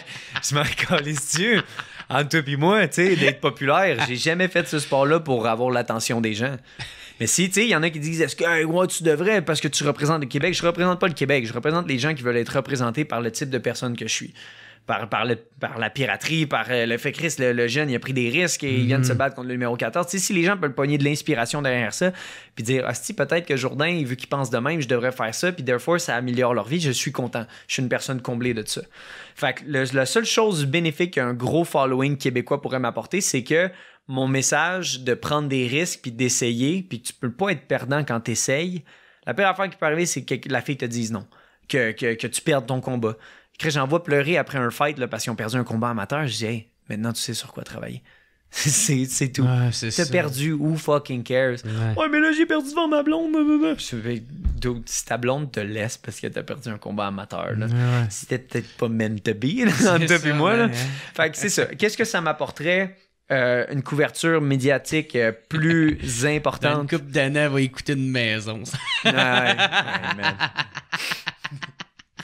Mais je sais pas, j'essaie de... Tu sais, c'est une question importante parce que je me disais, est-ce que je devrais avoir un publiciste? Est-ce que je devrais avoir des gens qui s'occupent de mes réseaux sociaux, etc.? Puis j'y avais pensé, puis quand j'en ai parlé avec mon manager, il me dit, fuck that, dude, faut que tu restes le plus toi possible. Puis les gens qui veulent suivre ce que tu fais, ils vont suivre. L'authenticité, c'est quelque chose qui vaut de l'or. Puis j'ai pas envie de me vendre pour avoir de l'attention. Je veux pas être une bonne personne. Tout le monde veut avoir l'air d'une bonne personne. OK, ça va avoir l'air un peu sketchy, mais je vais le dire dans ces mots-là. C'est un exemple qui est assez fou. Mais les gens se soucient tellement de ce que les gens pensent. Il y avait un exemple, je sais que c'est complètement con, mais ça disait, si tu avais le choix entre fourrer ton chien puis que personne le sache, ou pas fourrer ton chien puis que tout le monde pense que t'as fourré ton chien, excuse-moi, j'ai passionné. J'en connais beaucoup de gens qui fourraient leur chien pour être sûr que le monde ils se dise, tu sais, que personne ne le sache. C'est ça. Mais c'est tough, je sais que c'est vulgaire à fond, puis c'est une façon de le formuler, mais je m'en vais dans l'extrême pour que les gens se disent ah ben non, mais puis après ça, plus tu y penses, plus t'es comme Chris, tout le monde pense que j'ai fourré mon chien, man. Il me semble que c'est weird. Mais c'est tabarnak qu'il y a beaucoup de monde qui le ferait, là.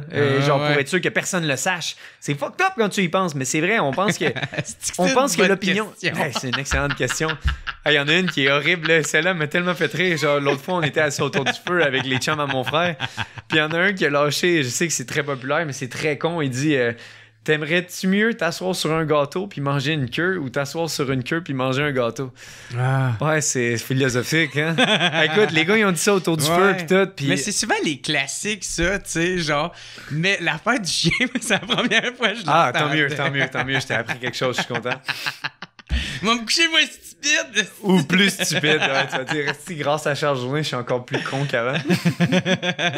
Mais c'est vrai, le jugement des gens, c'est tu sais, ma chanson préférée, c'est la chanson Beautiful de Eminem. Puis il dit In my shoes, just to see what it's like to be me. Puis tu sais, I'll be you, let's trade shoes. Tu sais, dans le fond, il dit on va s'échanger nos souliers pour mieux se comprendre. Parce que c'est vrai, les gens que tu as proches de toi, ils vont essayer de te comprendre parce qu'ils vont prendre le temps de te connaître sous tous tes angles. Mais après ça, tu as Jean-Jacques Laberge qui écrit « Steve Jourdain est pas bon comme fighter. » moi, ça... Jean-Jacques... Non, I don't care. Tu sais, ça me dérange pas. Tu sais, quand il y a une critique qui vient vers toi, dis-toi, la première question quand quelqu'un vous critique, dis-toi, est-ce que cette personne-là veut mon bien? Parce qu'une critique, ça peut être quelque chose de très constructif. Ça peut être quelque chose de très bon pour ta carrière, pour ma carrière. Ça peut être quelque chose de très intéressant. Qu'elle soit positive ou négative. Qu'elle soit positive ou négative, tu as besoin de regarder ton nombril. Ouais. Si la personne veut ton bien. Absolument. Première question, est-ce que cette personne-là veut mon bien? Après ça, tu regardes, est-ce que cette personne-là a les outils pour m'apporter, tu sais, exemple, mon père, Ariel Richard, t'aurais dû faire ça dans ton fight. Je dis pas, je t'adore, t'as mon bien à cœur, mais tu vois en tant que fan, tu vois en tant que mon père. Tu peux m'aider sur plein de choses. Exemple, mon mental. Mon père m'aide énormément sur mon mental. Mais pour question technique, mon père va jamais arriver et me dire hey, t'aurais dû faire ça techniquement. Je dis hey, non. Mais je ferais pas mon baveux avec. Parce que si une seule personne qui peut me coller une volée sur la terre, c'est mon père. Le paternel. Ah ouais, le paternel, on est 4. Là. On est 4 Jourdain. Là, avec lui, c'était 5. Crée-moi que quand il arrivait et il disait Charles Jourdain, j'étais tabarnak, man. Ouais, ça y est, un autre mur, man. Bang! Non, ça, il était pas si pire que ça. Mais il nous a fait comprendre qu'il y a des règlements, il y a une structure. Mon père, le plus beau cadeau que mon père nous a fait, c'est nous faire confiance. Quand on montait dans les arbres, tout, on était fous. Là. On était 4 gars dans une maison. C'est sûr que c'était mon gars. Là. Pauvre mère. Ah ouais, ma mère et tout, là, c'est une solide. Là. Puis tu sais, elle sortait. Puis on se faisait taper quand on était jeunes. Ça nous a pas fait de nous autres. Ben, en fait, c'est un mauvais exemple parce que j'ai fini par être un combattant. Puis toi, tu parles avocat. Là. Je trouve que t'es un très bon exemple. Chris, t'as la tête ses épaules en esti. T'as du succès dans ce que t'entreprends. Très apprécié. T'es respectueux de... Fait que, tu sais, moi, en tout cas, je verrais pas qu'est-ce qu'il y a de mal. Mais je niaise avec ça dans le sens où, tu sais, il y a une mère, ben là, c'est un combattant, ça vole pas haut. Puis je suis comme, ben oui, t'as raison, Ginette, ça vole pas haut. Là. C'est que je me bats pour vivre, c'est spécial comme job. Puis, non, c'est ça, ma mère, man, des fois, elle sortait la cuillère, man, là, puis on y passait tout un par un, ses doigts, puis tout, pack, puis t'arrêtais de niaiser après ça, là. Après ça, le monde dit, non, il faut verbaliser. Ben oui, continuez de verbaliser parce que ça, en fait, je vais te laisser continuer. Je vais te laisser me poser une question. Je zigzague dans plein de sujets. Mais moi, c'est le même ici quand tu viens ici. Si je t'invite, parce que je veux t'entendre. Fait que je te laisse aller jusqu'à temps. Quand j'avais checké la previous interview, j'avais trouvé que je dérivais beaucoup. Par contre, je trouve qu'on faisait des points intéressants ensemble. Par contre, j'aime le fait que tu m'invites. Puis je vais prendre le temps de répondre à tes questions. Bon, ben parfait, mon gars. C'est super apprécié. Avec André Philly. Oui. Lui, man, ça en était un autre asti que je regardais. J'étais comme tabarnak! Puis, mais je sens que toi aussi, tu as quand même appris de ce combat-là. Absolument. J'ai essayé d'aller trop vite. Vas-y, continue. OK, c'est ça. Ouais. Parce que même aussi, je pense qu'il t'a amené à terre. Puis je pense que c'est ça aussi, tu avais plus de la misère avec ça. Oui. C'est surtout dans ce temps-là, je mettais beaucoup d'emphase sur le striking. Bien sûr, c'est mon bread and butter. Puis oui, la lutte, c'est un aspect que je dois travailler. Mais ce qu'il faut comprendre, c'est qu'aux États-Unis, c'est des jeunes qui wrestlent depuis qu'ils ont à peu près 5 ans. La lutte. C'est des gens qui font de la lutte depuis vraiment longtemps. Donc, je ne peux pas acquérir 20 ans d'expérience comme ça. Ça me prend du temps. Mais je deviens meilleur. J'ai David Zimmerman, qui est le coach de Georges, qui était un des training partners à Georges. Et son père, Victor Zimmerman, c'est au YMHA, je pense que ça s'appelle, le club de lutte. Sont incroyables. C'est eux autres qui ont fait la lutte de Georges de 0 à 100. Puis Georges a une excellente lutte. Mais Georges, c'est son timing qui est bon. Georges a une très bonne lutte, mais c'est pas la meilleure lutte en termes de wrestling. C'est la meilleure lutte en termes de timing. Il sait quand shooter. Fait que c'est eux autres qui se sont occupés de Georges. Maintenant, ils s'occupent de moi, ce qui est quelque chose de quand même assez incroyable en termes de à quel point mon niveau montre. Fait que, mais je l'ai démontré dans plusieurs de mes combats récemment. Oui, il y a encore des petits accrochages, mais c'est aussi l'habilité de se relever rendu au sol. Je passe jamais des rounds sur mon dos. Si je tombe, j'arrive à me tasser. Puis j'arrive à me relever au premier round. J'ai réussi à l'enlever du body triangle. Body triangle, le deuxième round, c'était très difficile parce qu'il était vraiment bien attaché. Puis ça, c'est pas de la lutte, c'est vraiment du jiu-jitsu. Puis par le fait qu'il a squeezé ses jambes... Comme ça, il a payé au troisième round. Il dit qu'il sentait même plus ses jambes tellement qu'il a envoyé du sang dedans par le fait qu'il restait accroché après moi. Donc, c'est Andrew Philly, ça l'a passé proche, mais dans le fond, j'ai knocké Duo Choi, qui était l'homme qui me frappait le plus fort de ma carrière. Je me suis fait frapper à ce jour. C'était un combat important, celle-là. Très important. D'après moi, si je perdais celui-là, ils ont dit, OK, gars, c'était peut-être juste du vent, le kid de l'UFC. Mais check, on le voit maintenant là, quand on arrive à l'UFC. Les gens sont comme, Esti, made it! T'as rien fait. Parce que là, t'es un jeune lion avec d'autres lions. Puis les gars, man, l'expérience, c'est un des plus grands facteurs à l'UFC. Plus tu t'es battu à l'UFC, plus t'es un hostie de monstre. Ça, je suis quelqu'un qui le croit énormément. Ah ouais, c'est Ronnie, tabarnak. J'ai reçu un commentaire, ça m'a tellement... Ça, c'est un des rares commentaires que j'ai fait. J'ai eu chaud au cœur. Je suis pas quelqu'un d'émotionnel, pis tout, mais ça m'a tellement fait du bien. Quelqu'un qui m'a envoyé un grand texte, puis qui a dit « Charles, depuis que Donald Cerrone a pris sa retraite, toute notre crew, il dit t'es rendu notre must-watch TV. Parce que pour moi, Donald Cerrone, ça a tout le temps été must-watch. Must-watch dans le sens qu'il fallait le checker. Okay. On allait au bar, on allait n'importe où à Cage au Sport, peu importe, on allait voir Donald Cerrone.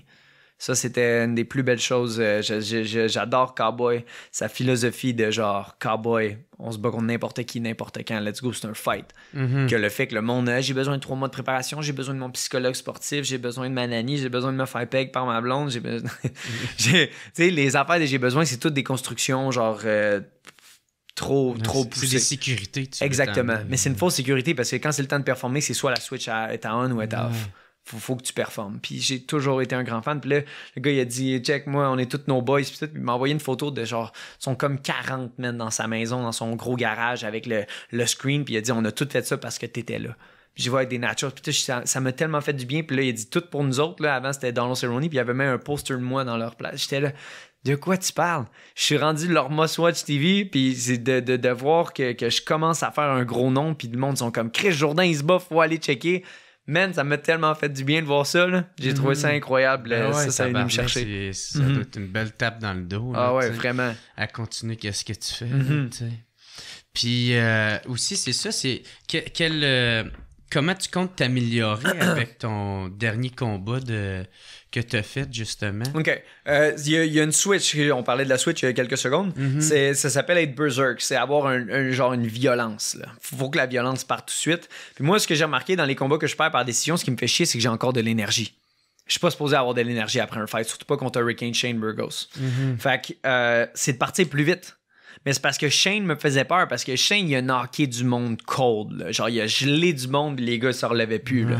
Puis il était supposé t'avoir de même. Là, ouais, exactement, me break, genre me péter jusqu'à temps que je tombe en boule. Exactement. Puis finalement, c'était l'inverse. C'est moi qui le lâchais pas, puis c'était moi qui étais en « Ouais, let's go! » Puis même, à un moment donné, quand il était accroché après moi au 3e round, tu sais, je le voyais, puis j'ai regardé le crowd, tu sais, tu vois que le crowd était là, Chris, c'est notre héros, mais notre héros, il se fait bardasser. Puis là, tu me vois, puis j'ai crié « Come on! » Tu sais, genre « Fuck! Fais quelque chose! » Puis après ça, il a lâché le body lock, ça l'a comme trigger. Puis après ça, j'ai crissé un coup de pied dans la face, clean sur le menton, clock! Il a pas bougé! J'ai dit, t'es un hostie de monstre, man.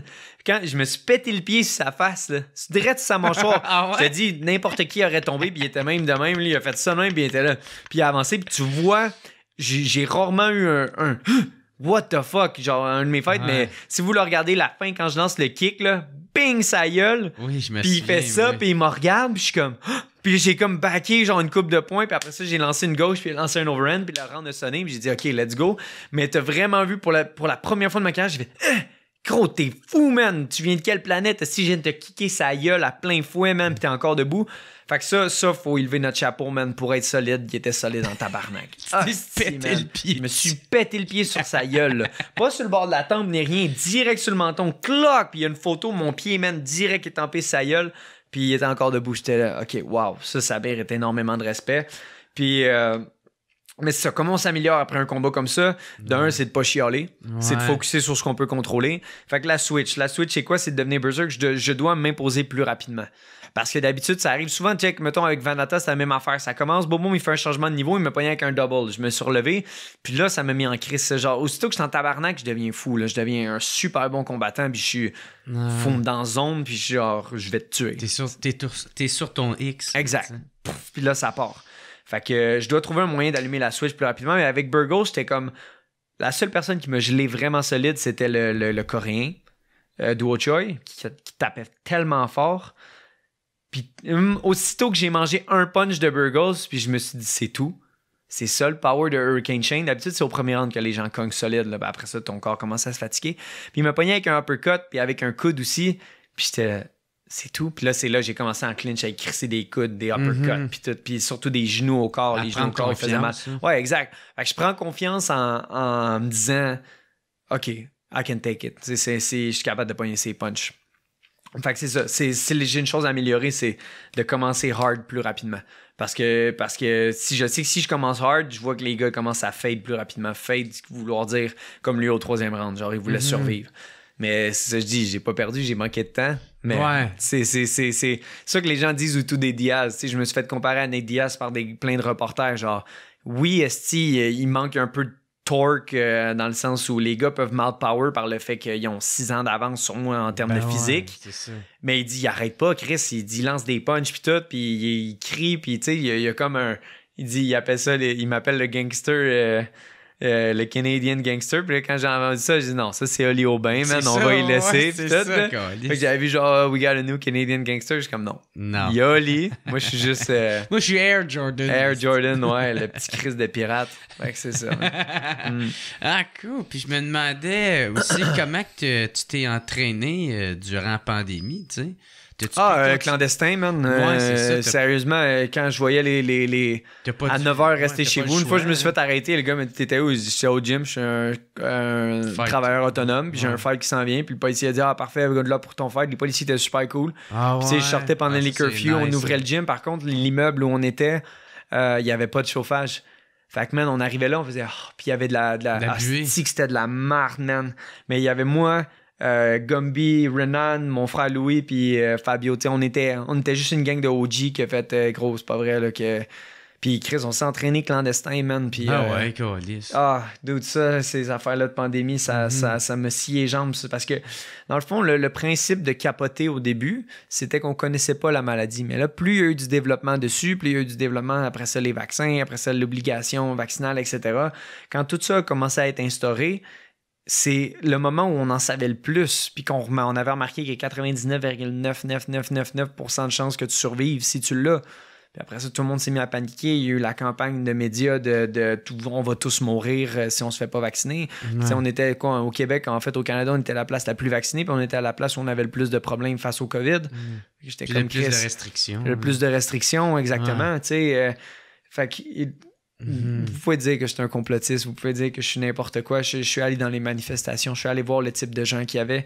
Puis c'était juste des belles échanges. Puis tu vois que ces gens-là, ils ont dit la Terre arrête pas de tourner à cause du virus. Oui, c'est quelque chose qu'on doit faire attention. Tout le monde était d'accord avec ça. Se laver les mains, augmenter notre qualité d'hygiène. Il y avait plein de choses importantes, mais c'est parce que pour régner, il y a le fameux slogan diviser pour mieux régner. Alors, si tu penses un petit peu par là, t'es un extrémiste par là. Si tu penses... Tu sais, moi, j'ai jamais rien contre les gens qui voulaient se faire vacciner. Si tu veux te faire vacciner, vas-y. Je suis pas un anti-vaccin. Si tu le veux, vas-y, parce que c'est pour ta sécurité. Ça a été prouvé que si tu as le vaccin, tu peux quand même le contracter puis tu peux quand même le donner. Ça a été prouvé. C'est encore là, tu sais, on l'a tout dessus. Puis là, maintenant, les vaccins marchent plus, il faut des boosters, nanana. Mais les gens qui disaient avant que les vaccins marchaient pas, c'était des complotistes. Puis là, maintenant, le gouvernement il est ouvert à dire que c'est vrai qu'ils marchent pas. Le petit vaccin, il va vous falloir des boosters. Fait que, tu sais, c'est comme vous vous contradisez plus le temps avance. Puis, tu sais, non seulement vous vous contradisez, mais vous dites exactement ce que le parti opposé disait il y a longtemps, genre il y a 1 an, il y a 1 an et demi, il y a 2 ans. Fait que, tu sais, c'est là que c'est nuancé. Puis, je trouve que l'inhabilité de l'humain à faire sa propre... avoir sa propre vision d'une chose, ça rend tout plus compliqué. Par exemple, le Parti conservateur, Éric Duhaime. Je ne suis pas d'accord avec 100% de ce qu'il dit. Pourquoi? Parce que je n'ai jamais marché dans ses souliers. Il n'a jamais marché dans les miens. Puis, je serais une personne pas de colonne si je serais... Il n'y a personne qui a tout le temps raison sur tout. On peut pas être d'accord sur tous les sujets, toi puis moi, parce qu'on n'a pas vécu les mêmes choses. Fait que je trouve super intéressant Éric Duhaime par le fait qu'il est malléable avec ses idées. Oui, il est conservateur, mais il est pour le droit de l'avortement. Il dit on devrait pas enlever ça à une femme, mais il faut comprendre pourquoi il y a des gens qui sont contre, puis il prend le temps de l'expliquer. Fait que tu sais, c'est là, non, conservateur, il est anti-tout, il est anti-vaccin. Il peut pas être anti-vaccin, câlisse, c'est là. Il est anti-obligation de l'avoir. Fait que tu sais, c'est là que j'aime les partis, des gens qui se présentent, qui disent, écoutez, il y a ça sur la table, on doit trouver une entente collective. Il n'y a rien eu de collectif pendant quand la CAQ était au pouvoir, qu'il l'est encore. C'était, vous fermez vos gueules, on vous traite comme des enfants, vous pouvez pas sortir. C'était incroyable, j'ai trouvé énormément qu'il y a eu un manque de jugement, puis toutes leurs conférences de presse à la télé pour essayer de nous faire peur. On l'a tout eu, la COVID. T'as-tu tué? T'as-tu fait mal? Non, who cares? Oui, OK, les aînés sont à protéger, mais protégeons-les. Donnons-leur le vaccin, s'ils veulent. Tu sais, genre, protégeons les personnes qui sont à risque. Mais essayer de nous faire croire, ouais, mais il y a un jeune athlète au Colorado, que nanana. Ben écoute, ton jeune athlète, il avait de bonnes chances, qui était ses stéroïdes. Parce que les stéroïdes, il y a plein de fighters UFC qui ont eu des problèmes, dont Khamzat puis d'autres fighters, là. Puis tu sais, c'est tous des gars qui étaient suspectés de prendre des potions magiques, mais c'est parce que ça l'amplifie tous les symptômes que tu as de quelque chose. Ah ouais? Fait que si, mettons, tu fais de l'acné, excuse-moi, je passionne à fond. C'est pas grave. Mais si tu prends déjà un produit qui boostes tout dans ton corps, puis t'attrapes un virus, ça va booster le virus. Tu fais de l'acné, tu vas faire de la... Tu sais, souvent, les bodybuilders, ils ont énormément de boutons, puis tout. Il y avait un petit peu de problème de peau. Puis là, c'est ça qu'il faut comprendre. Il va y avoir bien du monde qui va tomber malade à Laval puis Gatineau. C'est ça, parce que si t'es injecté par quelque chose, ça crée de quoi de plus intense. Il y a bien du monde que je connais qui sont tous ces Ils essayent de nous faire peur. Hey, tu sais, il y avait plein d'histoires. La petite en Ontario, c'est malheureux. Tu sais, elle est morte d'un stage 4, je pense, de cancer, de quoi d'horrible. Puis ils ont mis sa mort... en tant que COVID. Mais elle était en stage 4 de cancer ou stage 3, je me souviens plus. Puis les parents, ils ont fait une vidéo, ils ont tous sorti ça public, puis ils ont dit non, elle est morte du cancer. Oui, elle a contracté le COVID, mais c'est pas ça qui l'a tué. Puis eux autres, jeune fillette de 4 ans, nanana. Puis les parents étaient comme, c'est insultant pour la mort de notre fille de dire une affaire comme ça. Tout ça pour votre propagande de on doit vacciner les enfants. C'est drôle. Parce que le plus d'enfants qui sont morts, c'était direct quand ils ont commencé à dire hey, on veut. Fait que tu sais, c'est triste si tu le veux. D'instrumentaliser la mort d'un enfant. Tabarnak, hein? Puis check. Moi, j'ai compris une chose, c'est ce que j'ai trouvé correct. Parce que M. Legault, c'est un humain comme un autre. C'est un homme, OK? Et puis.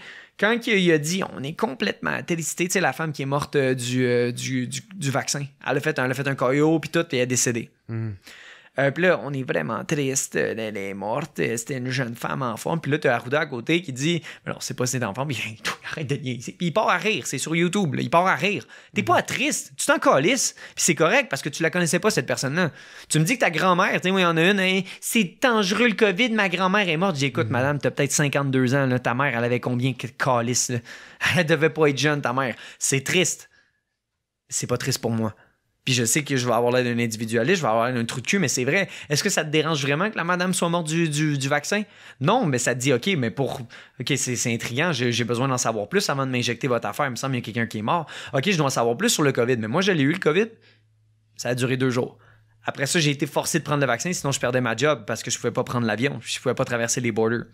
Il a fallu que je me le fasse injecter. Premier vaccin, malade comme un chien, beaucoup plus que quand j'ai eu la COVID. Là, je suis là, tabarnak, puis je dois en avoir 2. À cause que si je veux voyager, je dois en avoir 2.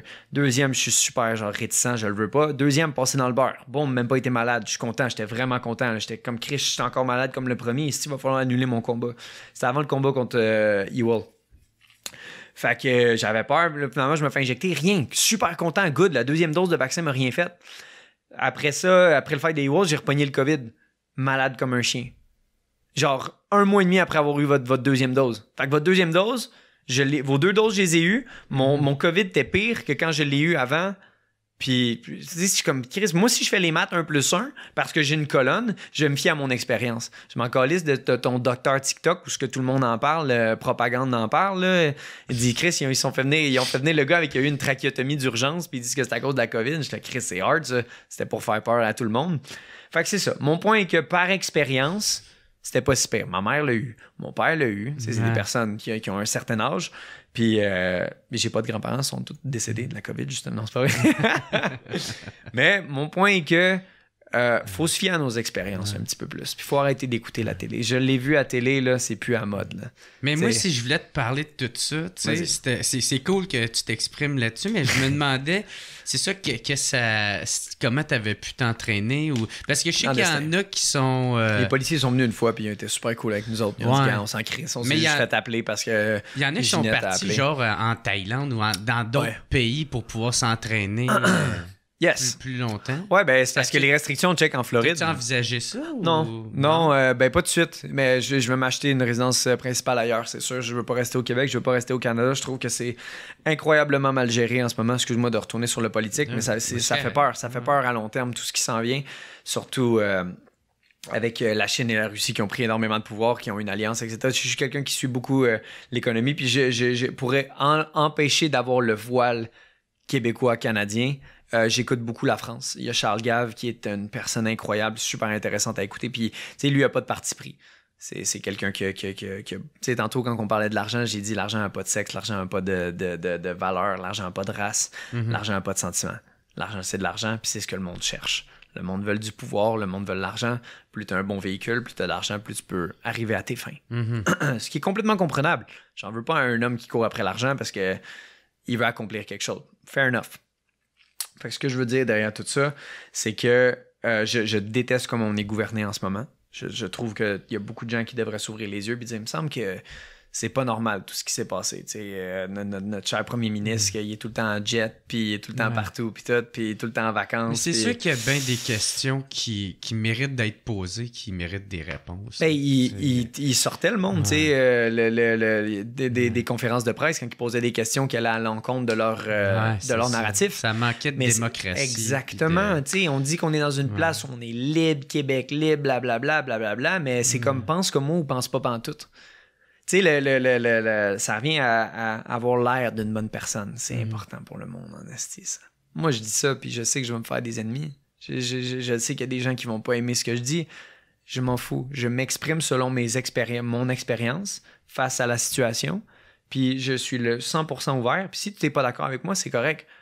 Si tu me détestes parce qu'il y a une chose que je dis que tu n'es pas d'accord, c'est ton problème, c'est pas le mien. Comme je disais tantôt, je peux être en accord avec 70% de ce que tu dis. Puis le 30%, on va juste moins mettre d'énergie ou on va discuter derrière ça. That's it.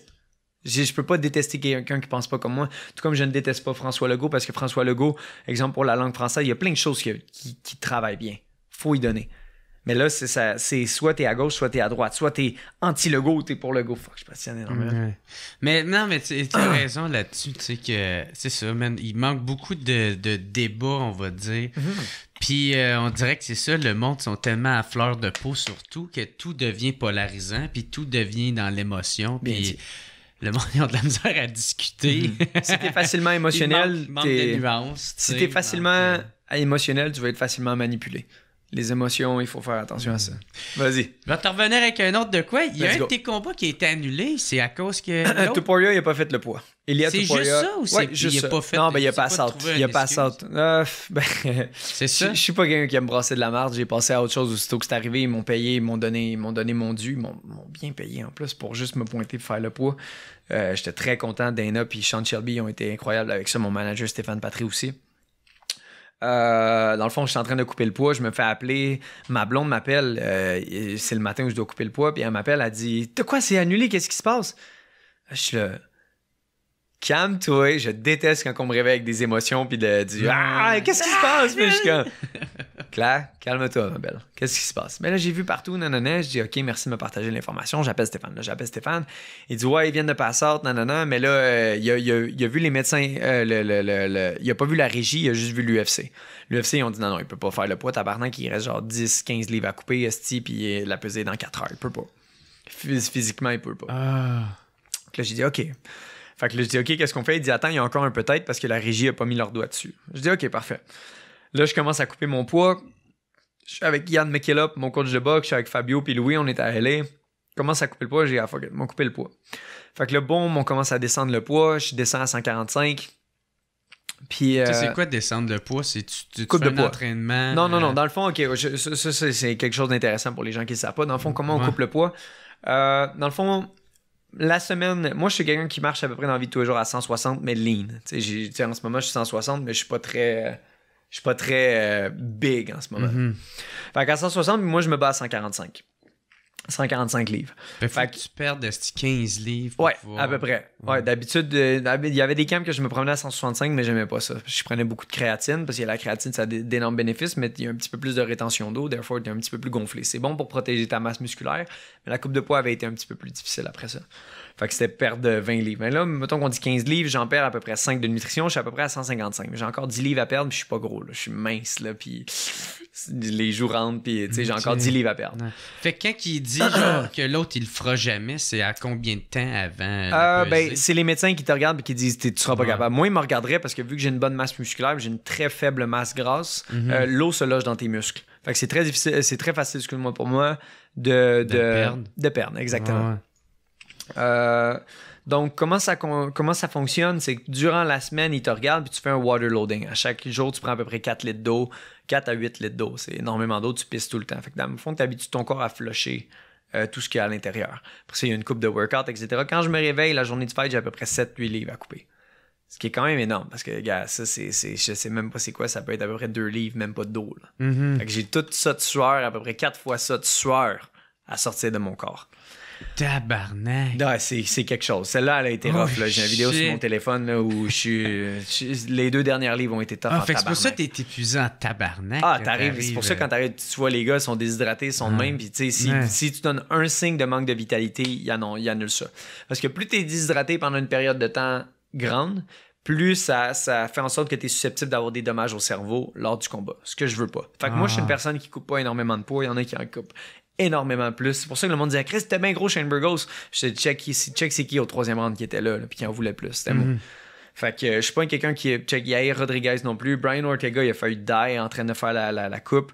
Mais Yair puis moi, on est 2 personnes quand même assez grandes, lean, avec une bonne masse musculaire. C'est dangereux quand même. Absolument dangereux, complètement con. Moi, je suis quelqu'un qui serait content si on avait des tests d'hydratation puis de dire, OK, parce que One Championship, ils font ça en Asie. Ils regardent ton taux d'hydratation. Ils vont checker un peu ton sang puis tout. Puis ils regardent si t'es trop déshydraté, tu peux pas te battre à ce poids-là. Parce que c'est pas bon pour ton corps, c'est pas bon pour ta santé. Puis les gars, Chris, se battent à leur poids naturel. Moi, je me battrais naturel 155. Puis je serais violent, là. Je serais solide en tabarnak. T'as sur mes juste pieds. un petit 5 livres à perdre de normal. Exact, nutrition, puis tout. L'histoire d'être sharp, l'histoire d'être fort. Un peu puis de tout. sortie de poutine. Ouais, exactement. C'est poutine, hein? Mais ça, c'est une autre affaire. La poutine, c'est quelque chose qui goûte extrêmement bon après un combat. C'est pas quelque chose que je mange tout le temps. Non, ouais, c'est ta bière après la journée de job. Exactement, c'est le yes.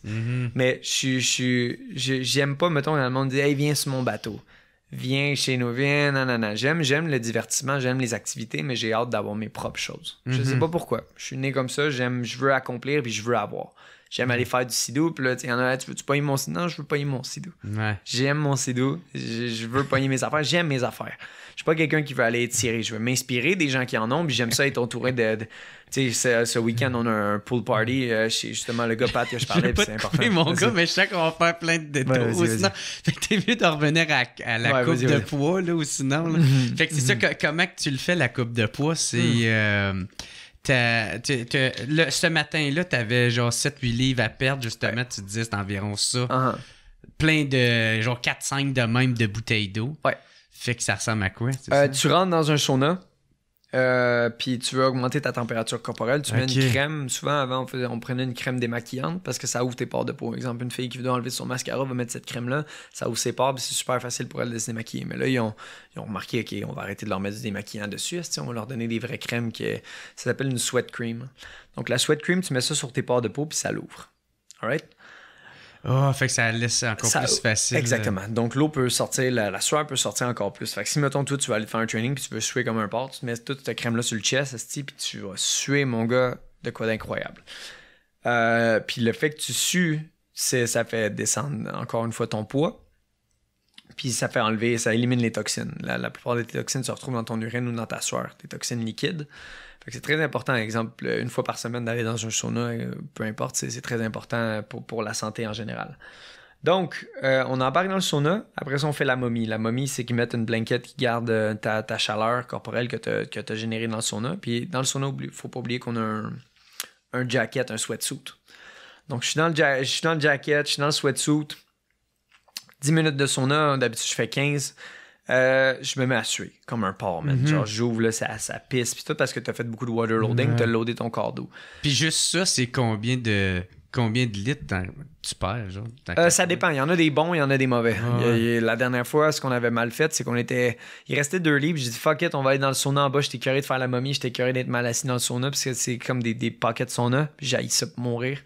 Fait que là, je suis comme fuck it, m'en calisse, on s'en va dans le sauna en bas, mais le sauna, il avait été utilisé par les Russes, les tabarnak. Puis il était rendu trop froid. Quand tu overheat un sauna, après ça, les éléments sont plus aussi chauds qu'ils étaient.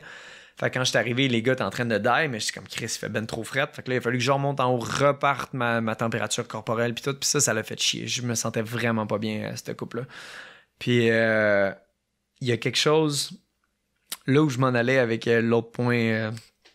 de la poutine pis tout, c'est que la première gorgée, quand tu fais 145 livres, là, la première gorgée, t'as vu les officiels pis tout, c'est une des affaires les plus jouissifs que tu peux pas avoir. Ah ouais? Parce qu'il y a avoir faim. Quand t'as faim, tu te sens faible, blablabla. Avoir soif, tu vas crever. Ah ouais? T'as perdu 10 livres d'eau, tu vas crever. T'étais Ton dans le corps désert. Exact, t'es en train de die à l'intérieur. Puis ton Tu corps, cherches ton oasis. tes organes, tout, parce que ton corps t'envoie des messages, le corps fait quelque chose, parce que moi, j'ai pas envie de continuer. Là. Ouais. La première gorgée, elle est incroyable, tout comme la poutine. La poutine est bonne après un accomplissement. C'est là que je m'en allais avec le point où j'ai encore dérivé un petit peu. C'est que tout goûte mieux quand tu l'as accompli, quand tu l'as mérité. Fait que c'est ça, la première gorgée d'eau, incroyable. Ils mettent des électrolytes, ils mettent plein de choses pour te raviver. Puis là, t'as 10 minutes pour boire lui. Après, t'as 10 minutes pour boire lui. Puis ça, t'as un autre 4 litres. Puis t'as pas faim. Quand t'es déshydraté, là, puis t'es décrissé intérieurement, t'en veux pas de la bouffe. Tu m'aurais donné un bang, je te l'aurais lancé d'en face. Je m'en collais de ton bang, je veux de l'eau. De l'eau, ouais. Mon corps, mon cerveau, tous les signaux qu'il me donne, c'est un besoin créé. Puis aussitôt que tu te mets très hydraté, tu te sens tellement bien. Fait que j'étais assis à côté de Fabio puis Yair Rodriguez, justement. Puis on jasait, puis toute la coupe, elle a été ici, elle a été ça. Puis on jase en tant que fighter. Puis ouais, quelque chose de difficile, mais quelque chose que je vais me rappeler comme une des affaires les plus difficiles que j'ai faites de ma vie. Puis c'est ça, puis l'autre, il l'a pas fait finalement, c'est ça qui était arrivé? Non, Ilia, il l'avait pas fait. Ilia, il avait pas fait le poids, puis il a passé dans le fond, il s'est levé, puis il a tombé à terre. Parce qu'il était en train de couper trop de poids, puis ça a mal été fait. Ah ouais? Ouais, ça a mal été fait, puis il a pas voulu suivre les médecins du UFC, il a voulu suivre sa fille qui avait fait venir du Portugal, je pense, puis elle, c'est une fille pour nutrition, pour bodybuilder, mais on n'est pas dans un bodybuilding show. Fait qu'ils ont mal fait ça, puis that's it. Moi, j'ai show up, j'ai fait ma part. C'est-tu dangereux pour sa carrière, ça?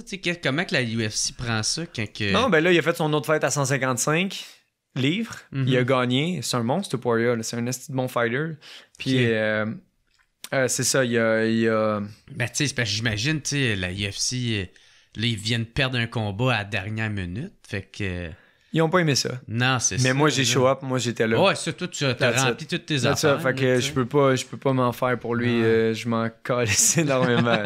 J'ai show up, ils m'ont payé, man. Je suis allé à LA, j'ai eu un beau voyage, puis that's it. C'était une belle aventure.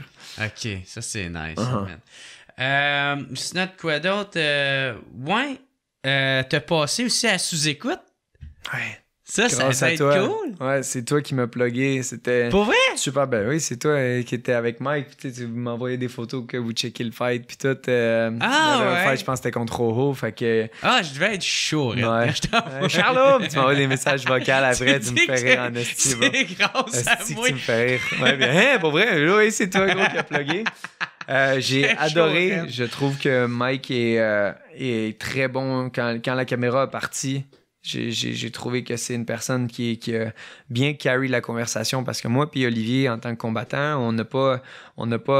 Moi, je pense qu'on avait l'aise parce qu'on cherche pas à plaire. Mm-hmm. Mais par contre, quand on parlait puis tout, il essayait de transformer ça de façon le plus humoristique possible. Fait que c'était intéressant, c'était une belle expérience. C'est pas ce que je m'attendais. Puis moi, je suis arrivé là avec la mentalité de je suis là pour parler du fighting. Je suis pas là pour arriver et faire un podcast comédie. Tu sais, souvent, tu vois des gens qui essayent trop d'être drôles, ça n'en est pas drôle. On avait quelques anecdotes funny puis tout. Puis ce qui avait ressorti beaucoup, c'est que on a aimé les deux invités parce qu'ils n'ont pas essayé d'être drôle. Regarde comment je suis drôle, etc. Non, ça. On est là, on parle, puis c'était juste une belle conversation intéressante. That's it. Puis après ça, on checkait le Super Bowl juste après. C'était juste après. Lui, comme entre deux, il fait 2 sous-écoutes back-à-back. Mm-hmm. Belle expérience. Puis je te remercie de m'avoir fait vivre ça. Non, mais ça fait plaisir, mon gars, man. C'était cool au bout. Mais, man, j'ai posé pas mal toutes mes questions. Génial. C'était cool au bout. Hey, thank you, man. Merci à toi. Là, qu'est-ce qui s'en vient pour toi? Y a-tu de quoi que... Principalement des séminaires. Ouais. Je suis rendu avec une bonne notoriété, puis il y a beaucoup de gens qui veulent... tu sais, je vais en faire un à Québec, j'en ai 2 en Estrie, j'en ai un autre à Montréal. Tu sais, je vais commencer à vraiment ouvrir mes portes à parler de mon sport. Ça fait en sorte... Mais tu sais, je m'entraîne encore comme un fou, là. Je m'entraîne comme un déchaîné juste hier, un matin, peu importe. Je suis tout le temps dans le gym. Puis la plupart des samedis, je vais commencer à voyager à travers le Québec. Je vais aller en Ontario aussi. Là. Je m'en vais en France. Je veux faire des séminaires. Ouais, parce qu'on dirait fun de partager que la UFC travaille la France là, parce qu'ils veulent emmener c'est un bon marché, là. absolument, parce que c'était pas légal avant. Fait que là, c'est un marché très intéressant pour eux. Fait que c'est ça. Je m'entraîne comme un monstre. J'ai hâte d'avoir plus d'informations sur un prochain combat. Mon manager est là-dessus. UFC, c'est parce que j'ai eu une bonne suspension médicale après ce combat-là, vu que c'était un combat intense. Mm-hmm. Fait que là, il y a des choses à régler avant de sauter dans le tas. Mais moi, je me sens bien. Je suis content. Je vais accomplir plein de choses. Puis peu importe ce qui arrive après, je vais vivre comme un pirate. Puis je vais être heureux. Hey, thank you, man. Gros merci à Charles Jourdain, tout le monde. Gros merci d'avoir écouté. On se revoit la semaine prochaine. Ciao, tout le monde. Cheers. It's the What's Up Podcast. What's Up Podcast. What's Up Podcast. Avec Jeremy Alain. Yeah. Boom.